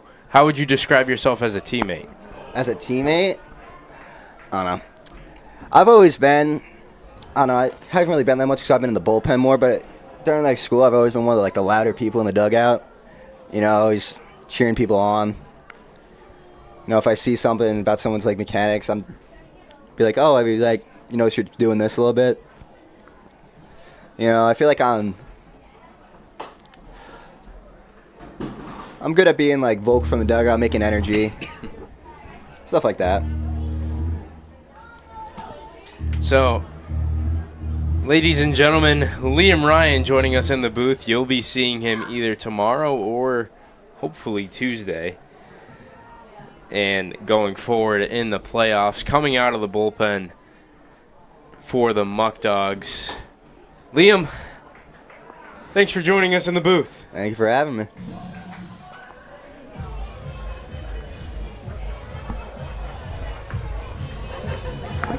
So Liam Ryan, somebody that you can rely on out of the bullpen, and someone that Coach Martinez has given the... He's worked him this season. Exactly. He's a guy that wants to get in the game and stay in the game, and when he is, he's been very productive this season with the Muck Dogs. And Skip Martinez trusting the City New Paltz reliever. It's been a big role for the Muck Dogs this season. So now on the mound for Batavia was Isidro Jimenez, is still Isidro Jimenez. He's got himself into some trouble here, 2 on and 2 out in the top of the 6th for the second baseman, Mike Whelan. Whelan looks at an 0-1 count from Isidro Jimenez. Downstairs, 4-1, and that'll even the count at 1 ball and 1 strike. So it'll be Hunter off second and Jones off of first for the Pilots here in the top of the 6th. Jimenez kicks and deals inside 4-2.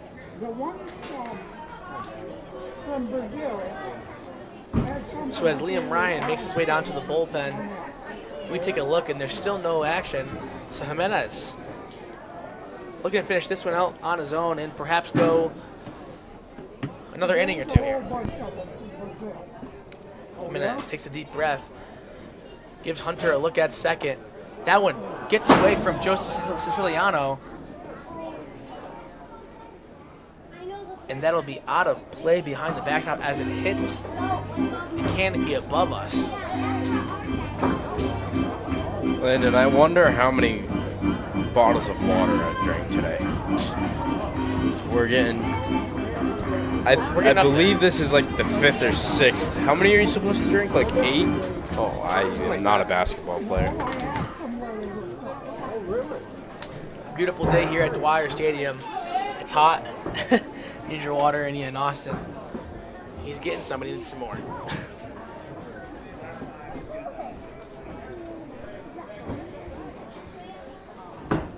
Jimenez becomes set for the 3-1 count to Whelan.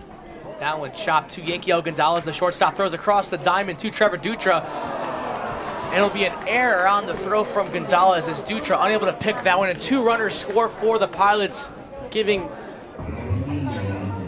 them the lead of now 6-3.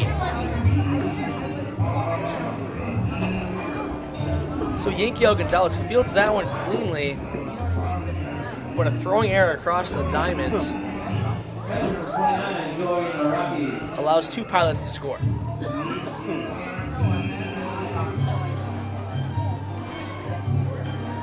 Joey Naraki now standing in for the Pilots, the catcher.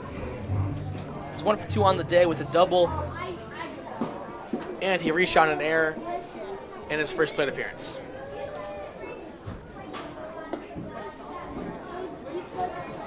Jimenez looks like he's aiming a little here.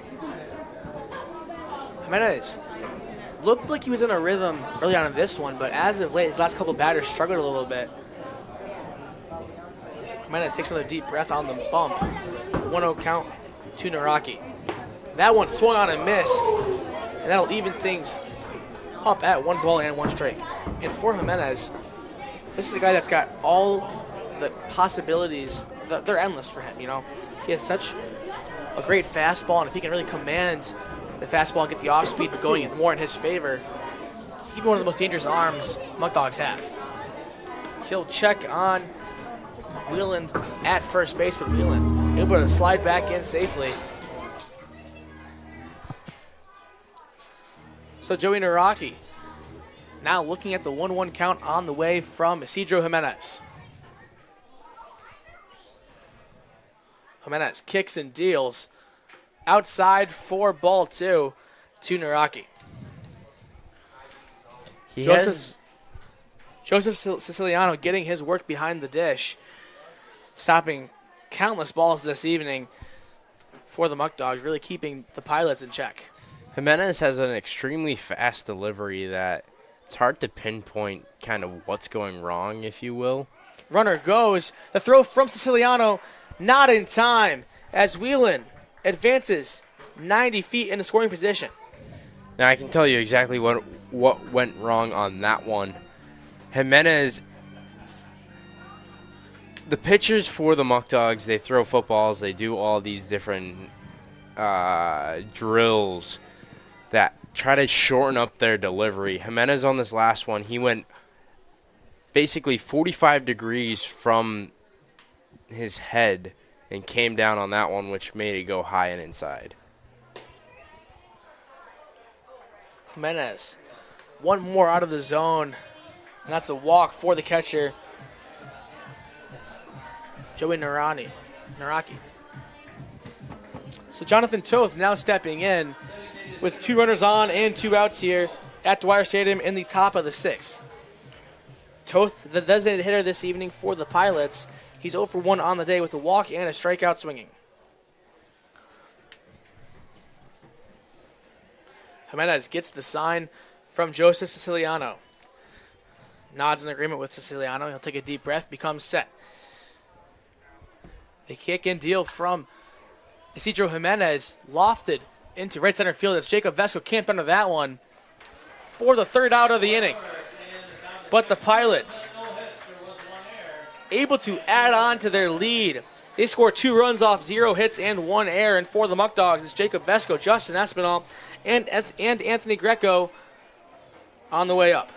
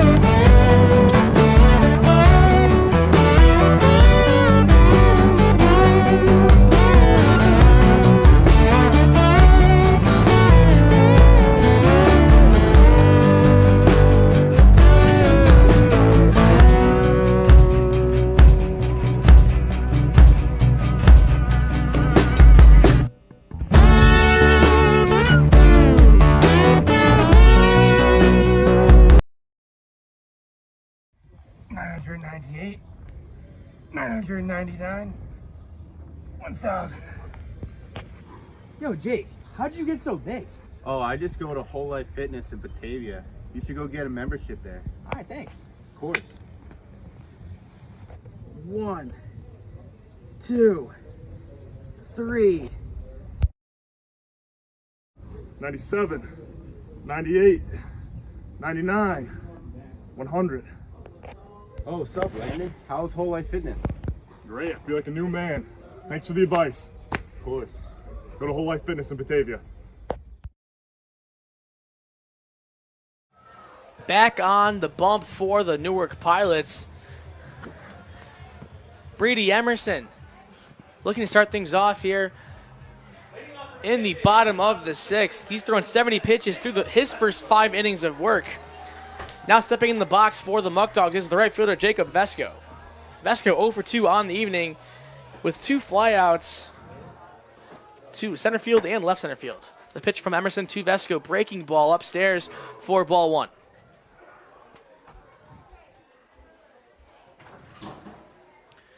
Jacob Vesco looking for his first hit of the evening. The pitch from Emerson in the dirt for ball 2. So Vesco quickly ahead here in this one as the Muck Dogs look to cut into the 3-run deficit they now have on the Newark Pilots. Brady Emerson kicks and deals, and that one's up and in for ball 3. And Vesco now looking at a 3-0 count. We'll see if he gets the green light from Skip Martinez.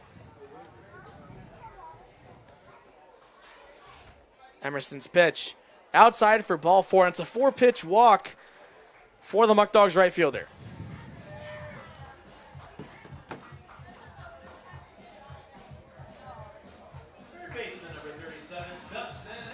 So runner on first for the third baseman, Justin Espinal, the cleanup hitter this evening for Batavia. He's 0 for 1 with the walk, and he did reach on an error from the shortstop, Sammy Bestry. So Jacob Vesco will take his lead off of first as Justin Espinal looks to get the Muck Dogs rolling here in the bottom of the 6th. That one skips past Joey Naraki, and Jacob Vesco will advance in the scoring position.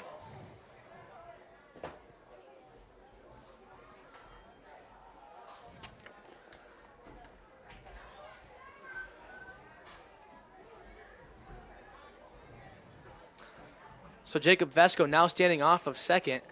Brady Emerson gives him a look, and he kicks and deals to Espinal.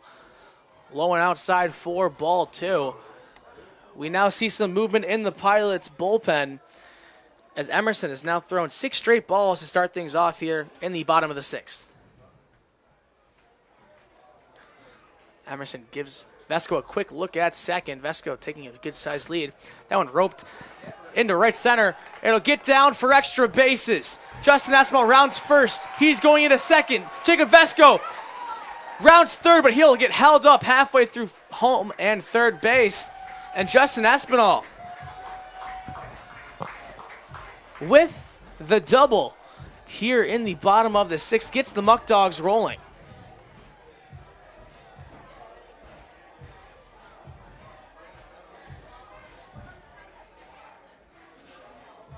So Jacob Vesco was on his high horse heading for home, but Skip Martinez gave him the red light halfway between third base and home, and it was probably the best decision for the team.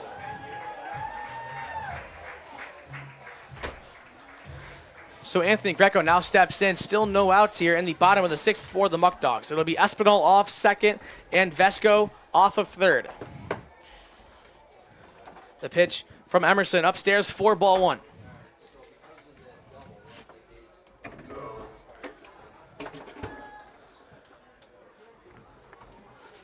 Emerson gets his signs from Joey Naraki.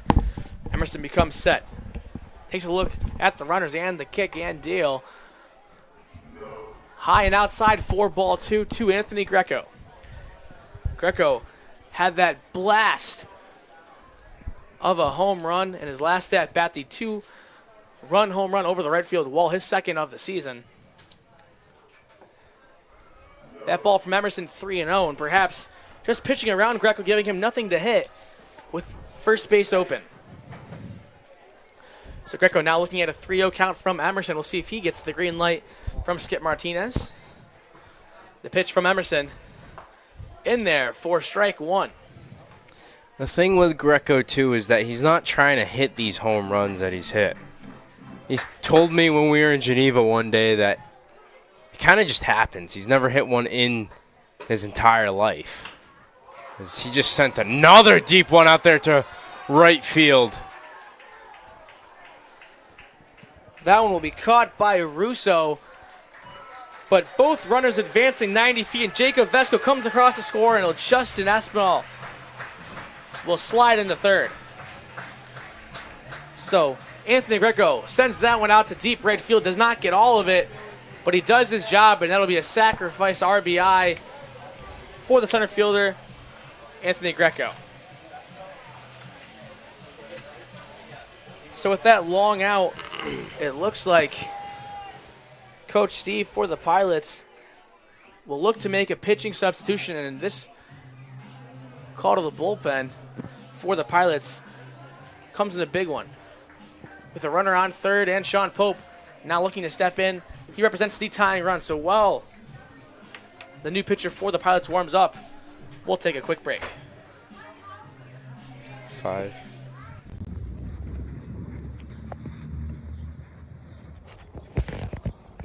Dude, I'm just not fast enough. I can't get that. Why don't you go grab a car from Pellegrino's Auto? Oh, that's a good idea. Pleasure doing business with you, sir. Here's the keys. Thank you for the great deal. Yes, Have a great sir. day. Thank you. You too.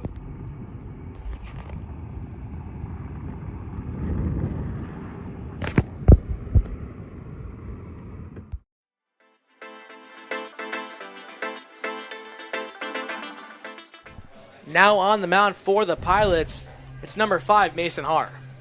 Haar on the season, in 11 innings pitched, he has a 6.54 ERA, 8 hits allowed. And Haar, a 195 opponent batting average against him. He comes in a tough situation. 1 out. Newark leading by 2, with Justin Espinal 90 feet away from scoring and putting the Muck Dogs down by 1. And Sean Pope will step into the dish. He has not recorded a hit this evening, but he has been on base in both plate appearances. Here's shot a walk and a hit by pitch. And now both teams going into the bullpen here in the 6th inning.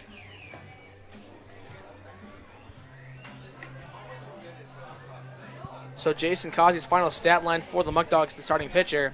He threw 5 innings, 66 pitches, gave up 6 hits, 4 runs, 2 of them being earned, 1 walk and 2 strikeouts. And Isidro Jimenez looks like his night might be over. I saw Josh Livingood warming up, and it looks like this might be his game to take over in the 7th. As it sits, Isidro Jimenez, he threw 1 inning, gave up 2 runs, both of them unearned. Had 2 walks and 1 strikeout. So Espinal will lead off of third base for Sean Pope. Emerson is responsible for Espinal at third base if he were to score. So Mason Haar looks to start his night off on a high note against the Muck Dogs left fielder, Sean Pope. Haar becomes set and the pitch to Pope. That one drills Pope on the first pitch, and Pope is hit for the 2nd time today. So Sean Pope a little frustrated as he's had 3 at-bats, 1 walk, and 2 hit by pitches, that one being on the very first pitch from Mason Haar.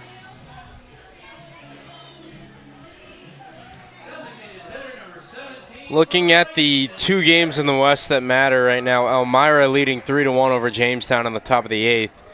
Auburn leading 1-0 in the bottom of the 4th. The pitch from Haar to Barry, downstairs for ball 1. So with Sean Pope off of first and Espinal off of third, the Pilots hoping for a ground ball to get out of this jam. The pitch from Haar, grounded to the first baseman McMillan. McMillan, pump fakes home, but he'll elect just to touch first base to get Barry. So Barry gets the RBI ground out. And McMillan at first base, Austin, I thought he could have gone home and got Espinal heading home. Would have certainly been a close play, but McMillan elects to just go for the easy out at first base, and that's just, you could have tagged Barry and still thrown home. I don't know what the thought process was, but I mean, it worked out for the Muck Dogs at the end of the day, and I guess for the Pilots at the same time, as there's now 2 outs with Newark leading 6-5 by 1. And I feel like that kind of goes into, you know, you're always taught in Little League, before every pitch, what are you going to do with the ball if it's hit to me?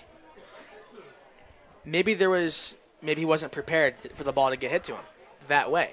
That was a soft, high chopper down the right field line. He fielded cleanly, had plenty of time to make a play. He didn't make the play, but we'll see if it was the right one in the thick of things at the end. So Sean Pope leading off of second base. Haar will give him a look, and the pitch to Dutra, chopped foul down the right field line for strike 2. So with Espinal scoring, that does go against Brady Emerson and not on Mason Haar, as Emerson was responsible for Espinal. Mason Haar becomes set, gives Sean Pope a look at second base. The kick and deal goes over the head of Naraki, and Sean Pope advances another 90 feet. He'll take a hard turn towards home, but will be stopped there from Skip Martinez.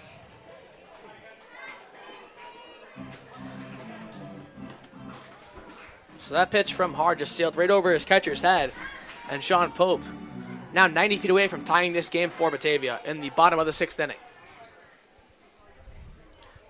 The Muck Dogs already scored 2 runs here, looking to add on a third.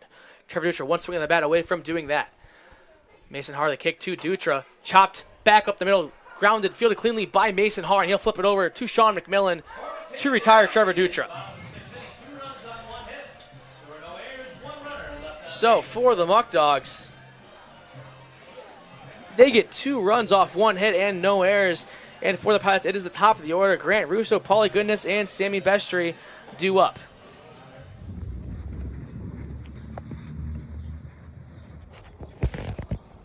Dude, I'm just not fast enough. I can't get that. Why don't you go grab a car from Pellegrino's Auto? Oh, that's a good idea. Pleasure doing business with you, sir. Here's the keys. Thank you for the great deal. Yes, Have sir. a great day. Thank you. You too.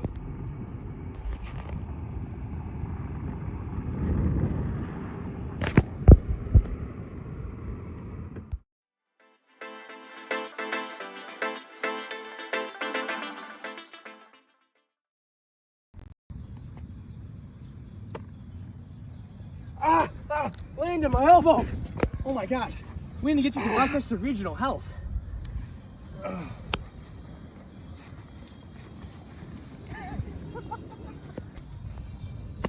For all your medical needs, go to Rochester Regional Health, the best health services in Western New York.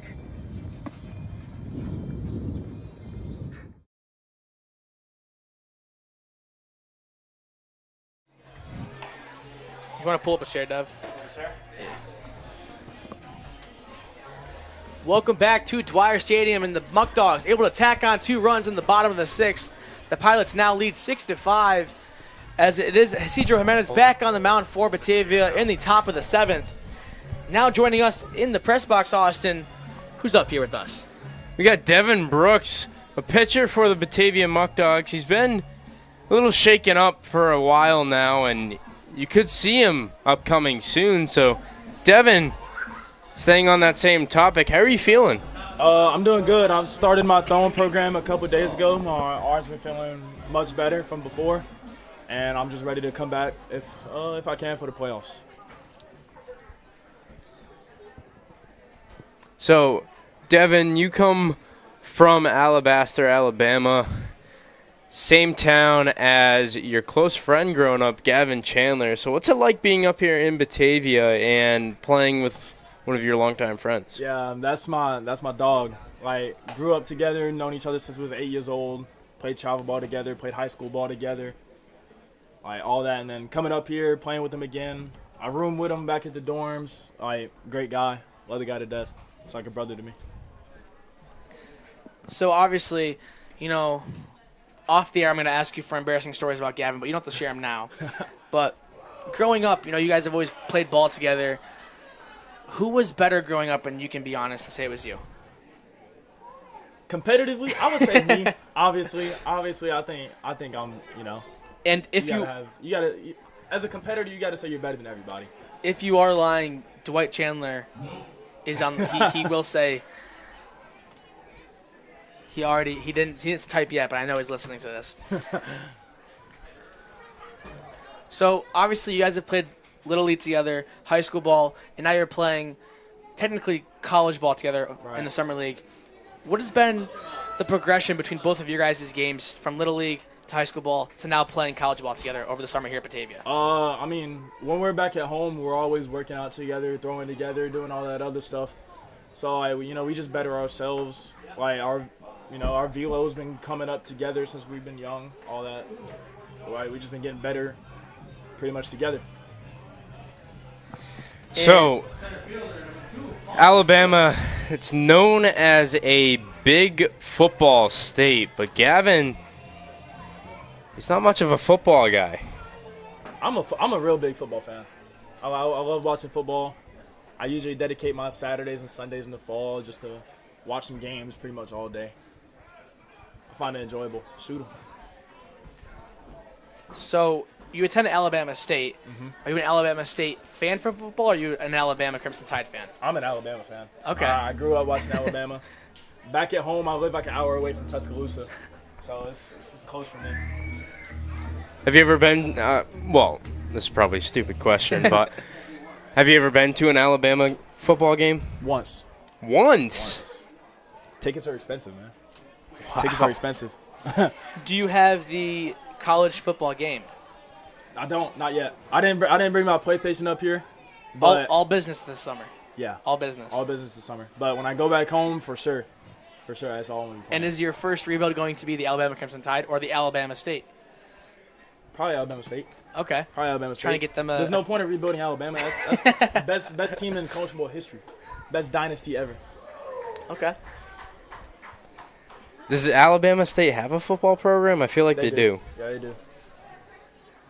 So, what's it like being down there?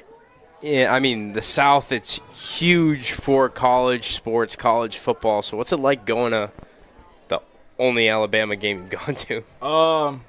Electric. I would just say that. The stadium sits like 100,000 people. Outside the stadium, you have everybody just walking around. It's a great feeling. And that's I can say that for a lot of schools in the South. Because Auburn's not that far from me either. That they're the same way. Stadium sits like 90-something thousand, and then they just have fun pretty much. So, you've been to games where the capacity holds those, almost six-figure in attendance. What's it like playing here in a smaller city/town in Batavia and having fans upward of 3,500 people just here to watch you play? I love it because I feel like Batavia was like we come here for the summer and we're all they have. I feel like so I just enjoy showing for the people like what we can do like from all over the country. Another run scores there for Newark. So, getting back to you playing baseball, how long have you been pitching? And if you haven't been pitching for that long, what other positions did you play? I've been pitching since I was thinking about 10, 11 years old, I think. And then I was more so a hitter when I was younger, and I became a PO my senior year of high school. So and then I played third, second, and short for the most part growing up. So you have some experience swinging the bat. What was your take on the fielders versus pitchers scrimmage? I guess I should ask is anybody going to float the other way, or is everyone just going to be stubborn and stick with their position? I think most people are sticking with their position. I'm sticking with my position because I think pitchers got it. Most pitchers, people say pitchers are not athletes. I would say a lot of pitchers, they do athletic things. Like we all saw Tucker last night. Yeah. Or except for Liam Ryan. Yep. Last night. I was just talking to Liam Ryan about that. I was like, that was a tough play that Tucker made. Yeah. It looked easy with Tucker. Right. And that was an absolute missile. Mm-hmm. And then you guys also have Trey Bacon on your team who's an athlete. Right. And I was talking to Austin. I feel like maybe the pitchers were going to be, I guess, underhanded a little bit on those athletic positions. But I don't think they're going to be able to keep up with you guys pitching-wise, to be honest. Exactly. Like, I feel like I'm sure statistically we probably had the best staff in the whole PGCBL. And then, we're all dudes. Like, we're all guys that, pitch at school. So it's like pitching to our own teammates, I feel like that's not an issue. So I asked Liam this question. I'm curious to see what your answer was. TJ Morris, he pitches. Okay. And he's got an arm. From what I was told, one of his family members told us he threw a no-hitter through 5 innings one time before the game got called for mercy rule. Who else would you be worried about for the fielders pitching? Ooh. I think Jacob Vesco. Okay. That's what everybody's been That's what saying. Lee Ryan said, too. He is a hose. Like, this summer that I've seen, he's probably gunned out a lot of people at the plate. Same thing for Travis, too. Travis has a really good arm. Yep. And who would you not be afraid of? Who do you feel like you could take on, a pitching, batting battle? You're batting. Who could you take on? Ooh. I don't know. Dutra's pitched before. I feel like I could hit Dutra. Okay. I feel like I could hit Dutra. Or Cooper. Definitely Cooper. Definitely Cooper. Cooper in his one batter of work this season, 4-pitch walk. So Trey Bacon, he would be on your guys' team. Does that mean the hitters get Bryson Berry, or does he also on your team? Because that's a pretty big asset. They can take Bryce. We can win without him. They can take Bryce. We'd be losing an arm, but, I mean, we got arms. We got arms for days. You guys do have arms. So going back to you getting back on the mound. As Grant's going to make a call to the bullpen, it's Josh Livengood who's going to step in. Relief for Isidro Jimenez. So, since it's Livengood coming in, Livengood on the season and 24 innings pitched, 13 hits, 1.12 ERA, 10 walks, 26 Ks, and a 160 opponent batting average. So Livengood, it's an interesting call here for him to come into the game as he's one of the top relievers. Could be used tomorrow. Not entirely sure what you think of that, Landon. Talking to Skip yesterday, Josh Livengood was one of the arms that he thought he could see today for an inning of work. He just did get back from his injury. He missed some time. He's thrown 2 innings since that injury, but still just one more inning of work before postseason time to get some more rust off of him. I don't hate the decision, honestly. Yeah, I feel like it's just to get him some work. Probably give him the day off tomorrow and then probably throw Tuesday or the first game of the championship. So you've worked closely with all 19 of these arms, 20 now with Eric Woodley. Who's been your most exciting pitcher to watch throughout the season? Season's coming down to an end. You guys have played 40 games together. Ooh. What pitcher do you sit on the mound and say, all right, this is going to be a sick game to watch if I'm not playing, I really like watching Gage, though. Gage Wheaton. He throws hard, fills up the zone. He gets at least 6 Ks a game. So I really like watching Gage, though. Gage Wheaton just had that dominant performance. 9 strikeouts against Niagara Falls just the other day. How fun was watching those strikeouts, just tallying them up in the bullpen or in the dugout? It's electric. I like when pitchers they fill up the zone a lot, and everything's working for them. Their all speed's working, change up, splitter, whatever you have, and you're just pounding the zone, working ahead, and just getting guys out. So, with the playoffs approaching, starting tomorrow, of course you're getting ready for your college season, and the tough part is you're battling back from an injury. Say you guys win tomorrow and Tuesday rolls around, or if you guys win tomorrow and Tuesday, then Thursday in the championship game rolls around. Skip needs an arm. Are you ready? Of course, 100%.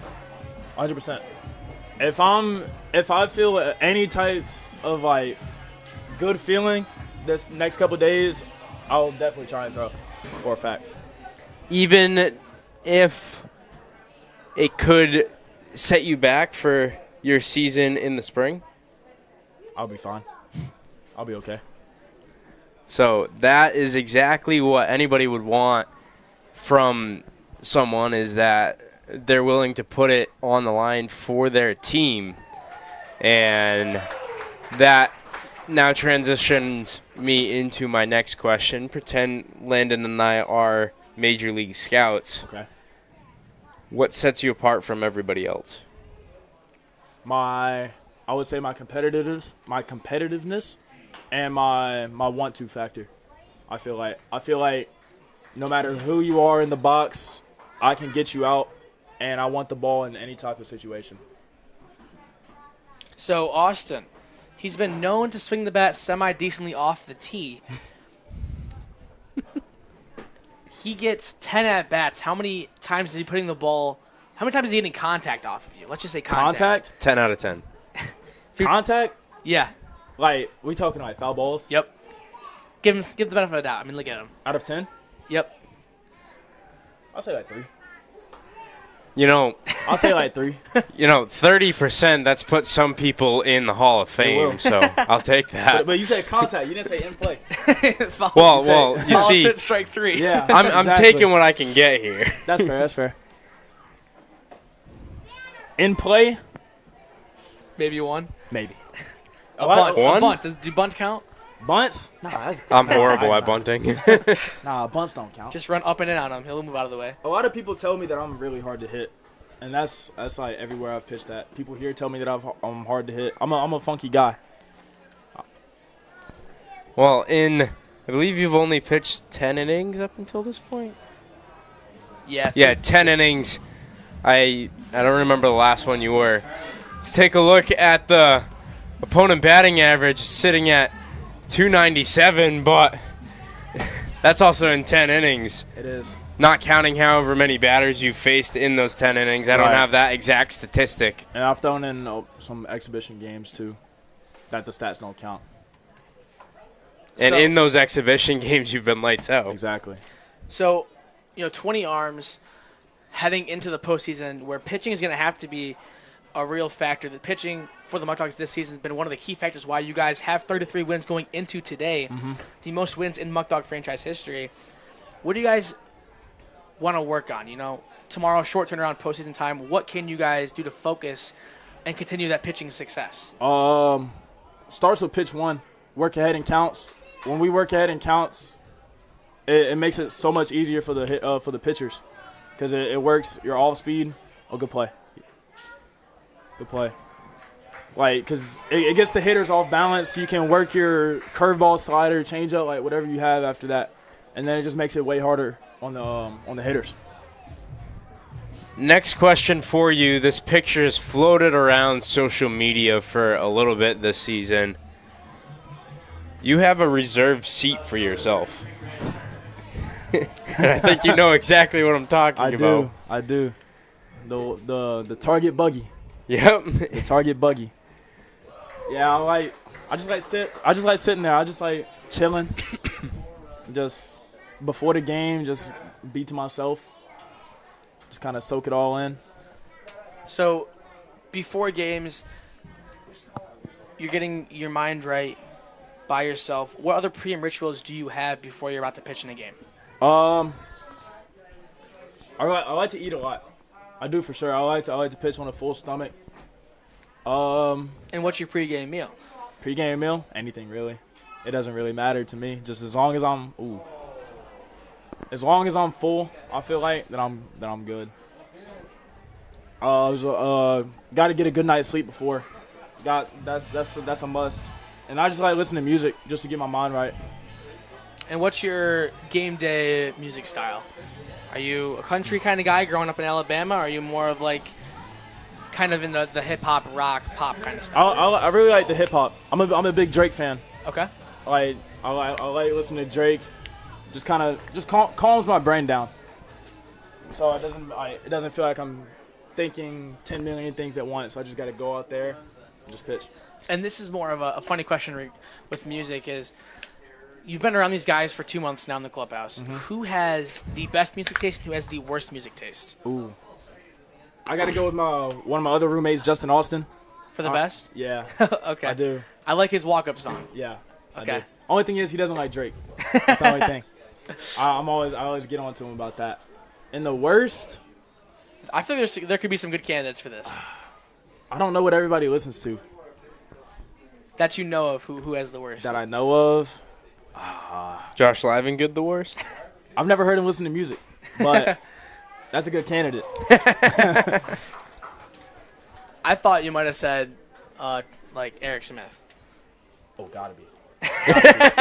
Gotta be. I didn't think about that. I've never heard him listen to music or what he listens to, but that could be a sign. It could be. Because in BP, obviously you guys are all out there, and Luke and I are DJs during BP.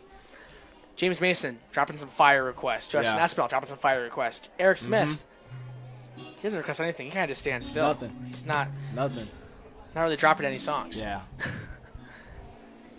So, I guess next question for you is this summer we've had a lot of heat. And today, one of those days that it's been pretty hot out. But humidity plays a big role in that as well. When I went down to North Carolina, there was no humidity. It was kind of nice when it was hot out. Mm-hmm. Is there anything like that in Alabama? I will say there is some humidity in Alabama. It can get up to in the summer months, but between upper 90s sometimes. Like right now, it's probably like 88 degrees right now, 85 degrees. To me, similar to here. Yeah, to me that's not really nothing, because I've been around it for so long. But back home, that's like right now it's like 93, 94, pushing 95, and it's like that's a little hot. But I enjoy hot weather. I really love the hot weather. I like going outside. Cold weather, that's why I don't think I could be up here in the winter months. And Landon, you're out of the three of us, you're the only one that experiences the winters up here. Yeah, I hate cold weather just like you. As soon as I graduate college, if I don't get a job up here with the Buffalo Bills, I'm moving down south. Yeah. So you'll enjoy it. I love down south. I love it. I don't like blazing heat. Nah. But I can't stand like 30 degrees and snowing. Right. For 4 months out of the year. Like I've only been a part of like snow for real. Have you have you seen snow before, right? I have seen snow before. Not much. I've probably seen snow no more than 10 times. Really. Because that's at home. But I have family up in Ohio and Illinois. I've seen snow there. At school, I go to St. Bonaventure, and there's people that have never seen snow from down south, and they're so mesmerized. Oh my gosh, it's snowing! I'm like, guys, this sucks. Like, why do you want this snow? What is one thing that is different, I guess, like culture-wise, between Alabama, where you've grown up, and here, where you spent the last 2 months? If anything at all. I don't know. Is it the way people talk? Because we have a couple of guys from New York City, and they. Yeah, the way people talk is a little different from what I'm used to. I kind of got used to it a little bit because my first roommate in college, shout out Devontae if you're ever watching. My first roommate in college is from Long Island. Okay. So I kind of got some lingo from him a little bit. So our last question for you this evening, we're going back to that serious tone and that same scenario if Landon and I were Major League Scouts. How would you describe yourself as a teammate? A teammate? To me, I think I'm a great teammate. I'm cheering everybody on, no matter how good or bad that you're doing. And no matter how good or bad, I'm going to pick you up, cheer you on. If you strike out one at bat, I'm always going to be like, hey, you got it next at bat. Like, you're going to have more at bats the rest of the game. Have a bad inning on the mound. Go get it next inning. So, ladies and gentlemen, Devin Brooks, hopefully you guys see him on the mound sometime this playoffs. And hopefully everything goes well with him recovering from a shoulder injury. And Devin, if we don't get to see you in the playoffs, it's been a pleasure to watch you play this summer. And we wish you the best of luck out in Alabama. Thank you. Go Dogs. Thanks, Devin. I love this man. We got Big Red making a guest appearance as he almost just pulled our entire sound equipment off the table. Almost. So, with that being said, we'll take a break.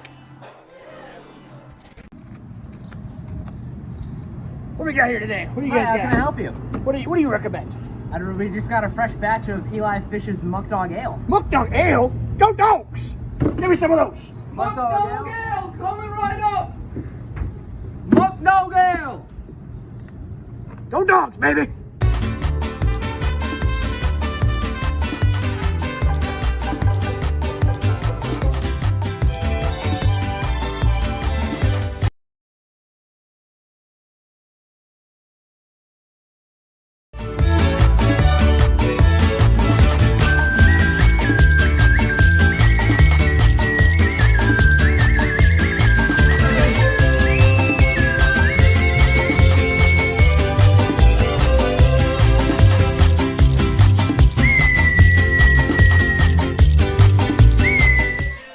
Welcome back to Dwyer Stadium. Landon Washburn in the booth alongside me, Austin Mendes. And Austin, the Muck Dogs trail 8-5 after Newark put up 2 runs in the top of the 7th. And with 9 outs of life left in the regular season for the Muck Dogs, trying to end on a high note and win 6 straight going into the postseason tomorrow, Eric Smith looks to start things off here in the bottom of the 7th.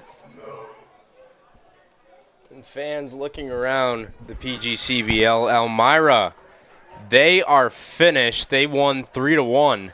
And currently Niagara Falls leads 6-1. Eric Smith gets that one down the left field line for extra bases. Smith rounds first, and he'll get into second base with a stand-up double to lead things off for Batavia in the bottom of the 7th. Eric Smith delivering once again for the Muck Dogs.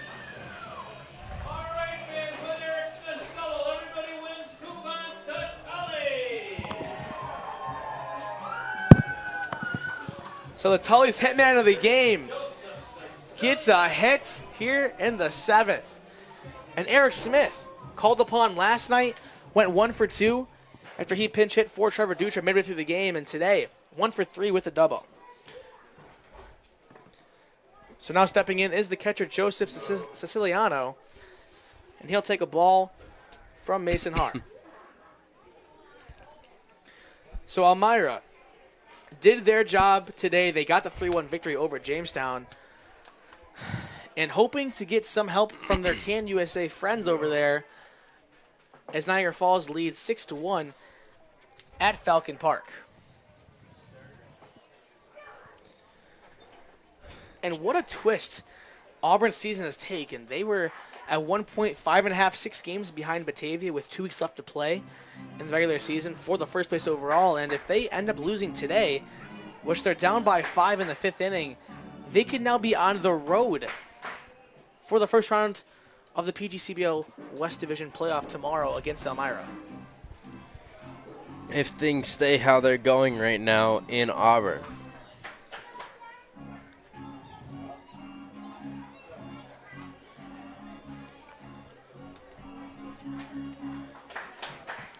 Har will give Eric Smith a quick look at second. The pitch to Siciliano. Drops in there for strike 2 to even the count at 2 balls and 2 strikes. So we've seen Skip Martinez play a little small ball in spots like this throughout the season. He's going to let Joe Siciliano hit. We'll see if it pays off for the Muck Dogs. The pitch from Har fouled off, and we'll do the 2-2 count once again. The Muck Dogs currently trying to battle back in this one, down by 3 runs in the bottom of the 7th. Elmira's game flew by, only 2 hours. As Siciliano takes that one upstairs for ball 3. And the payoff pitch from Har on the way. Yeah, you're right. That was that was so quick. They played all 9, right? Yeah. Wow. It was a 3-1 win for Elmira. That one sliced foul from Joe Siciliano down the right field line.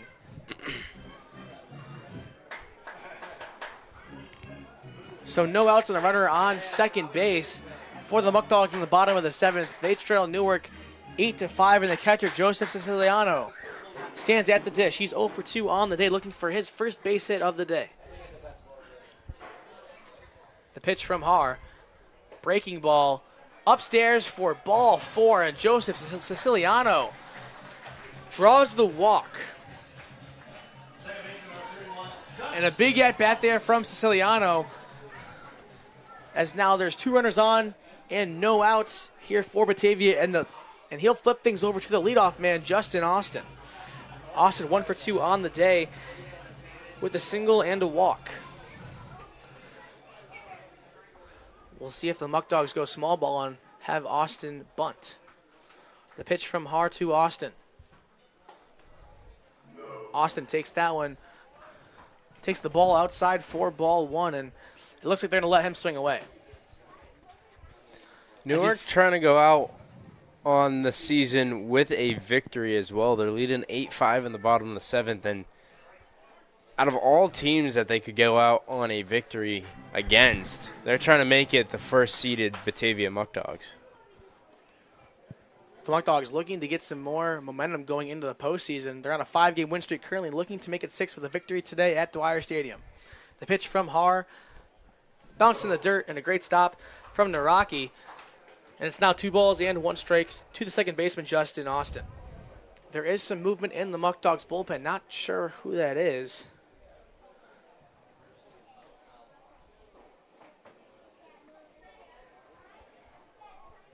The pitch from Hard downstairs for ball 3. And I believe, Austin, that's Trey Bacon warming up. We talked to Skip yesterday, and he said he wanted Bacon to throw an inning either yesterday or today for the same kind of reasoning as Livengood. Get one more inning under his belt before the postseason, get some reps, and the payoff pitch to Austin will bounce off of the catcher's helmet to the backstop, and that's ball 4. So all runners will advance 90 feet. And now it's the bases loaded and no outs for the Muck Dogs shortstop Yankiel Gonzalez, as manager Steve will take the walk out to talk to his pitcher Mason Hart. There is movement in the Pilots bullpen. We'll see if they elect to keep Har in and pitch to Gonzalez, or if they get this call to the bullpen.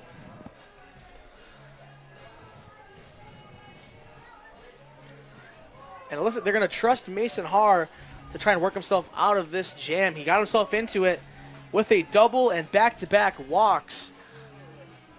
He's going to try to work himself out. Mason Har, 2/3 innings pitched, 21 pitches, giving up 1 hit and 2 walks, and one hit batter. So Yankiel Gonzalez stepping in the batter's box. He's 1 for 3 on the evening with a single, a flyout, and he grounded into a double play in his last at-bat. The pitch from Har to Gonzalez, breaking ball outside for ball 1.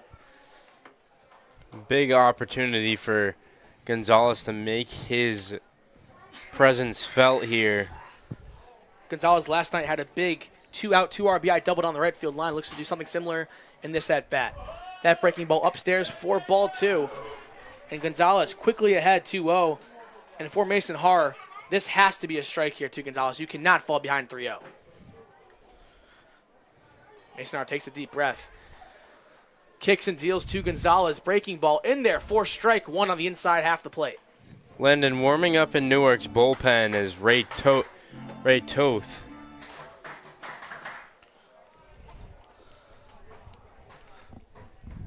Gonzalez looking to attack here on the 2-1 pitch on the way from Har.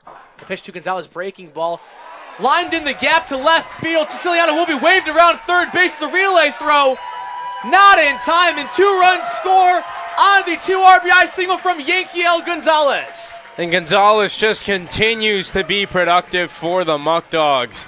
Over the course of the last 3 games, he's making a strong case to be a part of that playoff lineup. As now Ray Toth will come into the game. So Mason Har tries himself out of the jam. It's a ground ball through the gap that scores 2 in his day. Will end on a sour note. And the Muck Dogs now down by 1 with still no outs here in the bottom of the 7th with 2 runners on. Will step away as Ray Toth will warm up. All right, so the green looking about 300 yards straight out, maybe a little bit dog leg right. We'll see what we got here with this draw here. Hopefully I don't slice this one. No golfing at Dwyer. So where should we golf at? What do you mean? Atticus 10th hole in Attica, New York. 95 Bundle Street. All right, We should go there. We should go there. We'll take your word for it.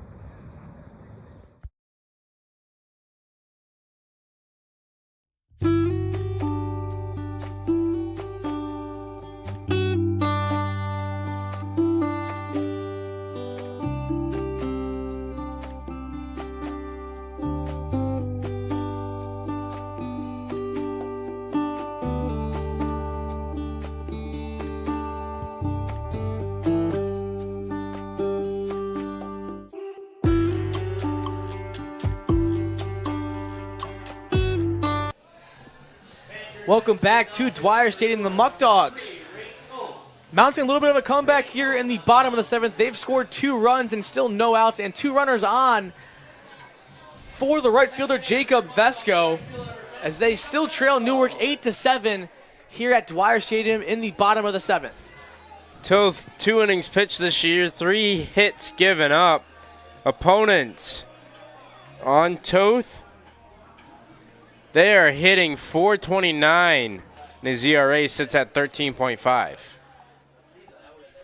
Yankiel Gonzalez passes the baton to Jacob Vesco, looking to keep the rally going. That deep fly ball into center field. Pauligan is tracking back under that one, catches it cleanly. Tagging is Justin Austin. He will advance 90 feet, and he will now stand at third. So Austin represents the tying run now.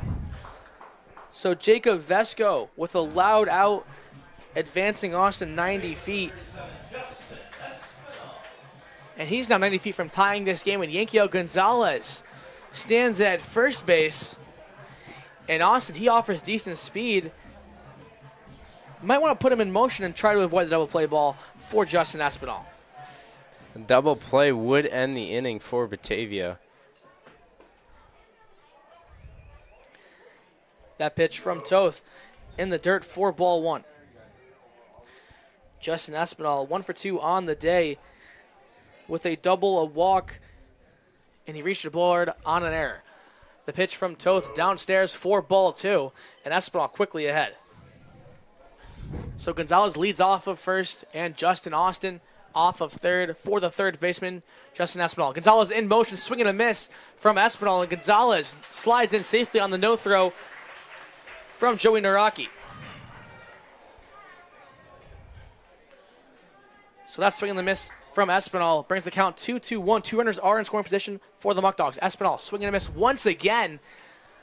And Ray Toth now evens the count at 2 balls and 2 strikes. Justin Espinal looking at some discomfort there, throwing his elbow guard into the dugout as he gets ready for the 2-2 count on the way from Ray Toth. The pitch from Toth. Chopped foul down the left field line. So they'll do the 2-2 count once again. Gonzalez standing off of second. Justin Austin off of third. Both offer decent speed for the Muck Dogs. It's the third baseman. Justin Espinal looking to stay hot in a big spot here for the Muck Dogs. That pitch from Toth inside for ball 3. And the payoff pitch now on the way from Ray Toth. And one swing of the bat, Austin could give the Muck Dogs the lead here in the bottom of the 7th. Ray Toth kicks and deals to Espinal. Espinal fouls that one once again into the Muck Dogs bullpen. And we'll get set once again for the payoff pitch.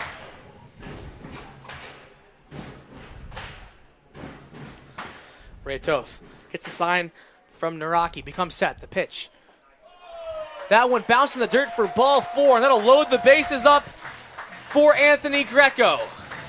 And who else would you want up if you're Coach Martinez than Anthony Greco, somebody that can put the ball deep into the outfield or find the gaps in the infield.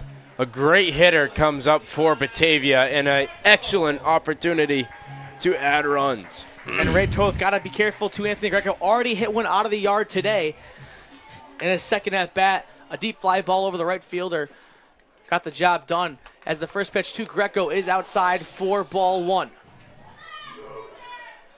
So Justin Espinal leading off of first, Yankiel Gonzalez off of second, and Justin Austin off of third.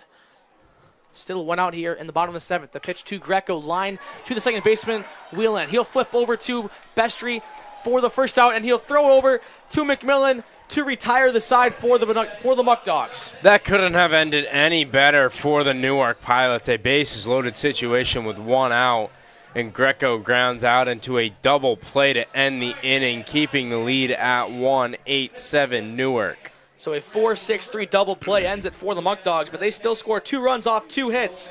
And for the Pilots, it's the 10th hitter, then top of the order, Naraki, Toth, and Russo up.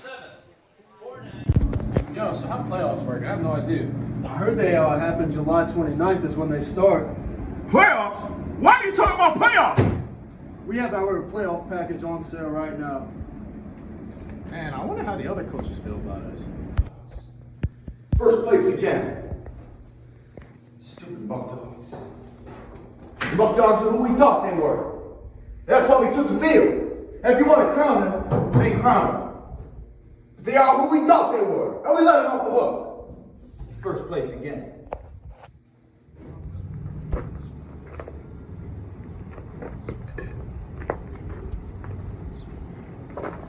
Hey everybody, get your playoff package now. Go Muck Dogs.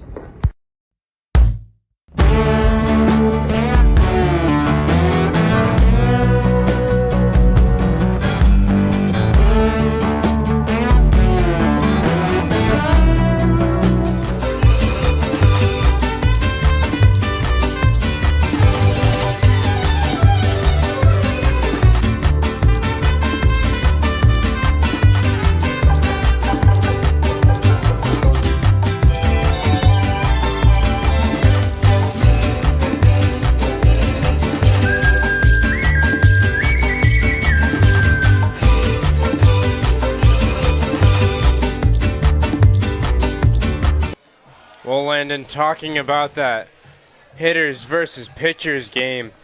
We're going to get an excellent opportunity here to see one of the hitters that could be pitching in that one. TJ Moore stepping on the mound for the Muck Dogs. My eyes, they were wrong once again. Did not see Bacon in the bullpen. We saw TJ Morris warming up, and everyone says this guy's got an arm. If anyone of the fielders were to throw in a game, it would be TJ. And TJ's been on an absolute tear at the plate, looking to continue that success on the mound.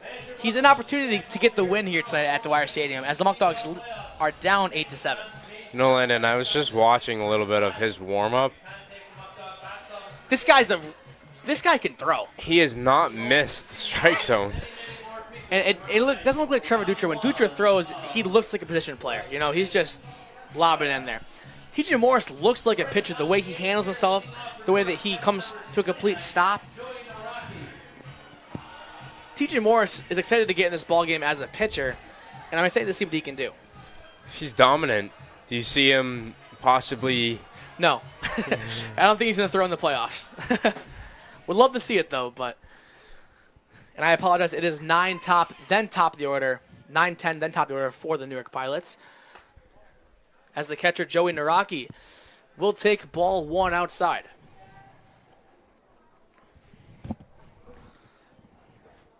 Naraki 1 for 2 on the evening with a walk. The pitch from Morris to Naraki, swung on and missed for strike 1 to even the count at 1 ball and 1 strike.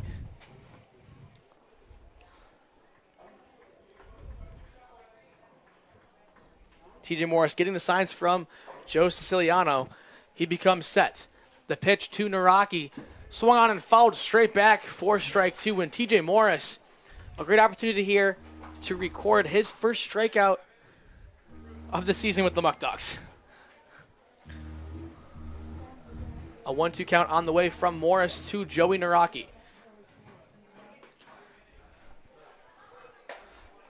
That pitch from Morris upstairs for ball 2.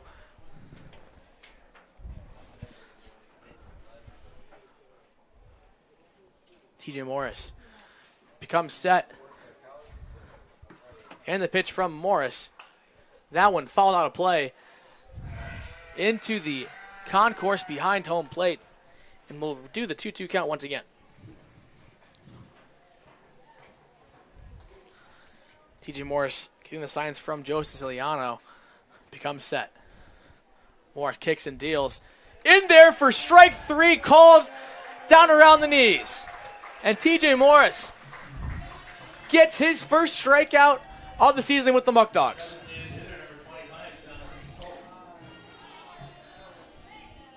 So Morris showing off that pitching talent right there, wasting no time. Drops the breaking ball right around the knees for strike 3. Morris just showing like he belongs, acting like he belongs up there. That pitch from Morris upstairs for ball 1. So it's Jonathan Toth, who's now standing at the dish for the Newark Pilots. He's 0 for 2 on the day with a walk. The pitch from Morris to Toth. Swung on and roped down the left field line, and it'll drop in front of Sean Pope. And Toth rounds first, and he'll stop in between first and second. And an errant throw from Sean Pope allows Toth to advance in the scoring position.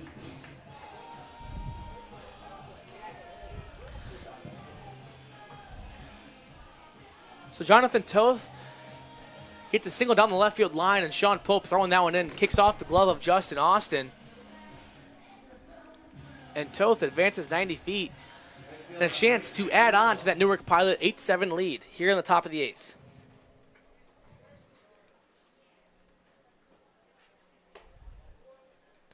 The miss is high from Morris. So Toth now in scoring position. He'll lead off of second. And TJ Morris gives him a look. Becomes set. The pitch to Grant Russo. Upstairs for ball 2.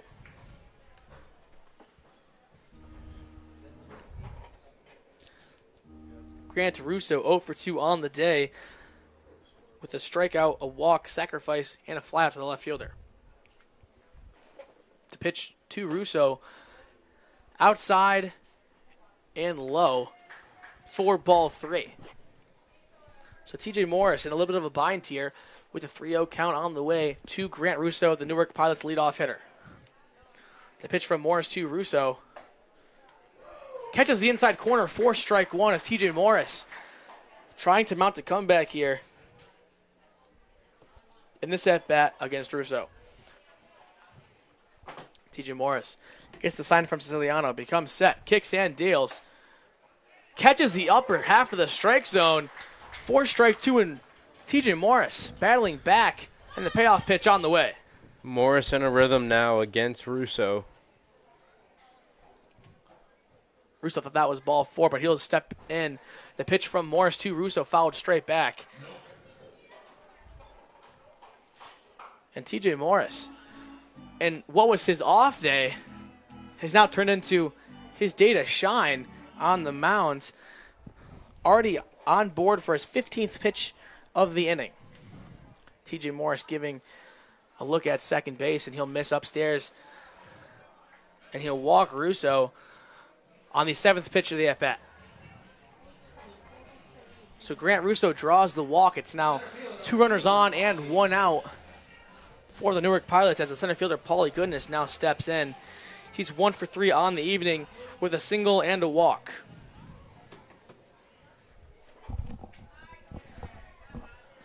Morris kicks and deals to Goodness in there for strike 1. This is exactly what Morris needs to do, is get ahead in the count.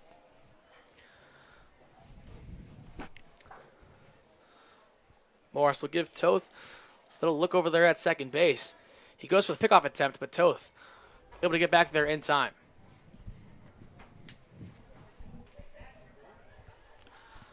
So one thing we've seen, Austin, is TJ Morris, he's got a cannon on the arm. I mean, he can throw. No doubt about that. Morris kicks and deals inside on Paulie Goodness, and that'll even things up at 1 ball and 1 strike. Morris hoping for a hard ground ball in the infield to get out of this jam. 2 runners on and 1 out for the Pilots as they look to increase their lead. They lead 8-7 in the top of the 8th at Dwyer. That ball inside once again, and that'll now bring the count at 2 balls and 1 strike. No movement in the Muck Dogs bullpen as of right now, so TJ Morris on his own here as he kicks and deals, and that one pop fly in to shallow left field. It's Yankiel Gonzalez and Justin Espinal both under that one, but Gonzalez gets called off by Espinal, and Espinal retires Goodness.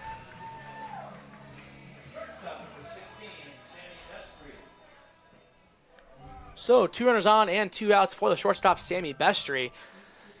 And with Toth at second base and Russo at first, they both have excellent speed for the Pilots as they look to add some insurance runs here in the top of the 8th. Sammy Bestry 1 for 4 on the evening. TJ Morris pitches. Catches the inside part of the plate for strike 1.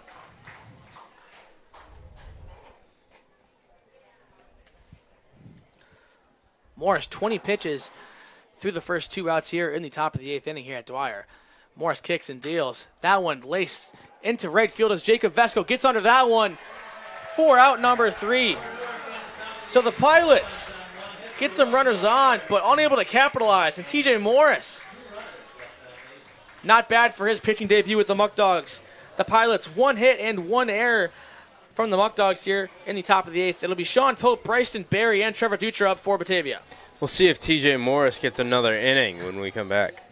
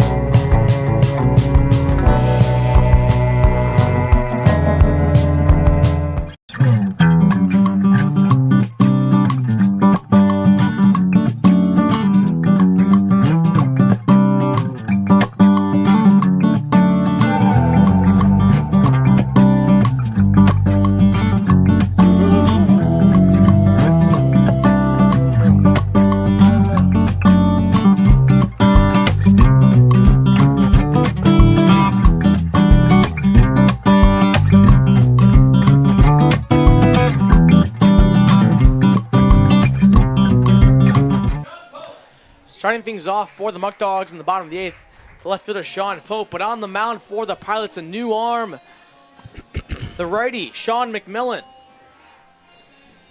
McMillan in 9 1/3 innings pitched. He's allowed 8 hits, 16 walks, 8 Ks, and his ERA sits at 10.6. McMillan's first pitch to Pope. Downstairs for ball 1. Sean Pope. 3 at-bats, 2 hit-by pitches, and 1 walk. The pitch from McMillan to Pope. Pope roped into the right field. It'll get down for a base hit. And Sean Pope recording his first hit of the evening. 4 at-bats, 4 times on base for Pope. A very productive day, and he'll look to turn things over to the designated hitter, Bryson Berry. Designated hitter number 17, Bryson Berry. Berry stepping in 1 for 3 on the day with a double and 2 groundouts.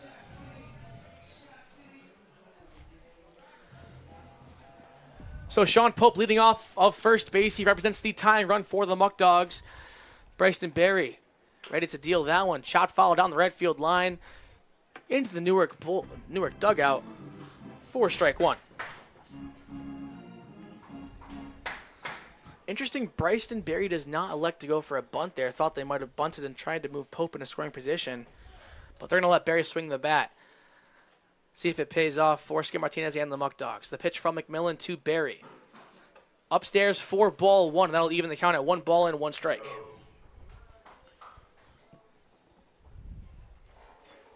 Berry, the 7-hitter in the lineup this evening for the Muck Dogs. Thought we might have seen him on the mound today, but he'll get the start as the designated hitter. Not a bad start, not a bad day for Berry as he ropes that one into center field. Getting out of that one is Paulie Goodness, and that'll be the first out for the Muck Dogs in the bottom of the 8th. Batavia still trailing by 1. They got a runner on first. With the bottom of their lineup, who's been doing most of the action tonight, coming up. So Skip Martinez and the Muck Dogs electing to let Berry swing. That risk does not pay off as he was unable to advance Sean Pope in a scoring position. So it's now 1 out and 1 runner on first for the Muck Dogs as Trevor Dutra steps into the dish, 0 for 3 on the day. McMillan to Dutra. That'll get past Naraki, and Sean Pope advances to second base on the wild pitch.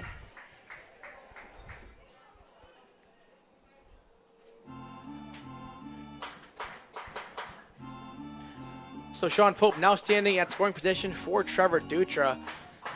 And for Dutra, been a little bit of a slump lately, had that double last night. One swing of the bat could tie this game for Batavia late in this one at Dwyer Stadium. McMillan checks on Pope at second base. And he'll paint the outside corner to Trevor Dutra for 1 ball and 1 strike.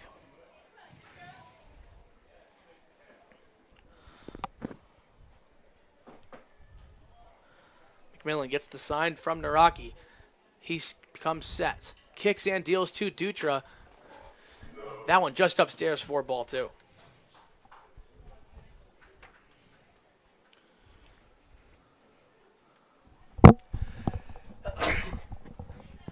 Thank you.